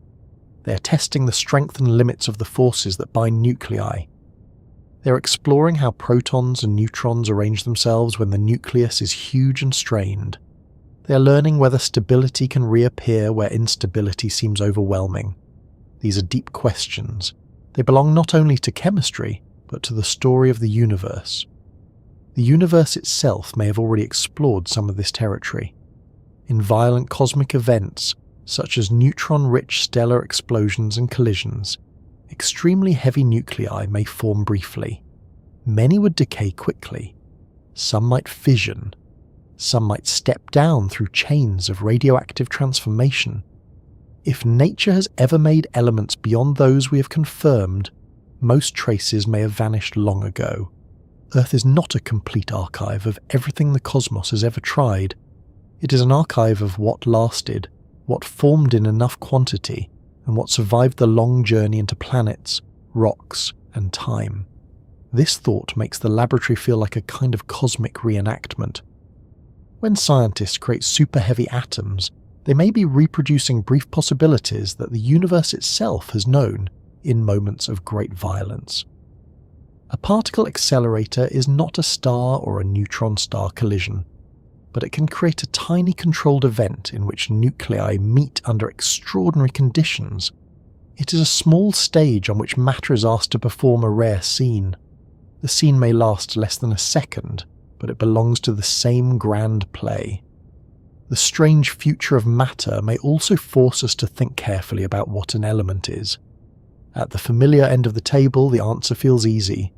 Oxygen is an element. Iron is an element. Gold is an element. They can exist in stable forms, combine into substances, and remain part of the world around us. But near the far edge, identity becomes more delicate. If an atom exists for 1,000th of a second, is that enough? Science says yes, if the evidence proves the nucleus existed with that proton number. But if future nuclei become even shorter-lived, there may come a point where the concept becomes difficult to apply. An element needs at least a moment of existence. Without that, there is only a theoretical number, a possible box with no atom to occupy it. So perhaps the periodic table will not end with a dramatic final square. It may fade, the lifetimes may shrink, the production rates may become impossibly small, the nuclei may fission too quickly, the evidence may become too hard to gather, the boundary may be practical before it is absolute. There may be atoms that could exist in principle, but cannot be made with our technology. There may be nuclei that form so rarely and decay so fast that they remain beyond proof. The table's edge may be like the edge of twilight, not a line but a gradual loss of light. And yet, somewhere beyond what we know, there may still be surprises. Science has a habit of punishing overconfidence, often with excellent timing. Theories guide the search, but experiments decide. A predicted nucleus may not appear. An unlikely isotope may last longer than expected. A reaction route may fail for years and then succeed after a change in beam or target. A detector may reveal a decay chain that redraws part of the nuclear map. The future of the periodic table is uncertain, not because scientists know little, but because the frontier is genuinely difficult. Nature is not being coy. It is simply operating at the edge of what matter can do. There is also a broader future, one that stretches beyond new element names. Understanding super-heavy nuclei may help scientists refine models used in astrophysics. It may help explain how heavy elements form in cosmic events. It may improve our understanding of nuclear fission, decay, and the structure of neutron-rich matter. It may connect the laboratory to the stars. The far end of the periodic table may seem remote from everyday life, but it is tied to the same forces that shape radioactive decay in Earth, heavy element production in space, and the structure of matter under extreme conditions. In that sense, asking about elements beyond the periodic table is really asking about the range of nature's imagination. How many forms of atomic identity are allowed? How large can a nucleus become before it can no longer be called a nucleus in any lasting sense? Can stability return in hidden pockets? Can chemistry continue when atoms become enormous? Does the table end because matter reaches a final limit, or because our current tools cannot yet follow it farther? These questions are gentle on the surface but deep underneath, and perhaps they also remind us of something about science itself. The periodic table is often taught as finished knowledge. It hangs on walls with clean borders and official names. It seems like a solved puzzle. But at the far end, the puzzle is still open. The last squares are not ancient facts handed down forever. They are recent achievements made by human beings using machines, theories, and remarkable patience. The next squares are not guaranteed. They must be earned. The table is both one of the greatest symbols of order in science and one of its quiet frontiers. That is a comforting thought for a sleepy mind, I think. The world is not exhausted of mystery. Even something as familiar as the periodic table still has a misty edge. The atoms that make our bodies and our homes are mostly ancient and stable, but beyond them lies a region of fleeting matter, possible matter, matter that appears only when the conditions are just right. The universe is not only built from what lasts, it is also described by what almost lasts, what briefly appears, what leaves a trace, what teaches and vanishes. So are there elements beyond the periodic table. Beyond the official table as it stands now, none have yet been confirmed. But beyond it, as a possibility, yes, the search is very much alive. Element 119 may come. Element 120 may follow. More may be possible. Some may last only moments. Some may bring us closer to the island of stability. Some may exist only in equations until machines become powerful enough to test them. And somewhere, perhaps, there is a final boundary where matter itself can no longer keep adding protons and still remain an atom. For now, we live inside the known table. We breathe oxygen, drink water made with ancient hydrogen, carry carbon in every cell, iron in our blood, calcium in our bones, and trace histories of stars in everything we touch. The table is not distant from us. It is us, and the search beyond it is not separate from our story either.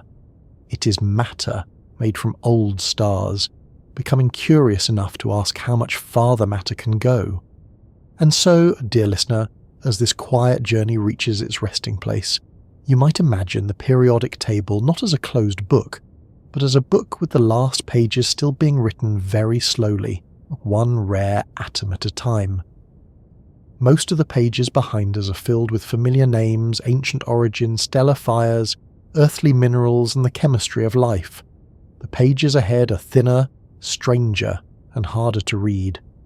They are written in decay chains, detector signals, and fleeting nuclear arrangements. But they are pages all the same. If you're drifting now, let the thought be simple. Everything around you is made from elements that the universe learned to create over billions of years. Some were born in the first light of the cosmos, some were forged in stars, some were scattered by explosions, some were made by human hands inside laboratories, and beyond the last confirmed box the question remains open, softly glowing at the edge of the map waiting for the next atom to appear. Live briefly, and tell us that matter still had one more secret left.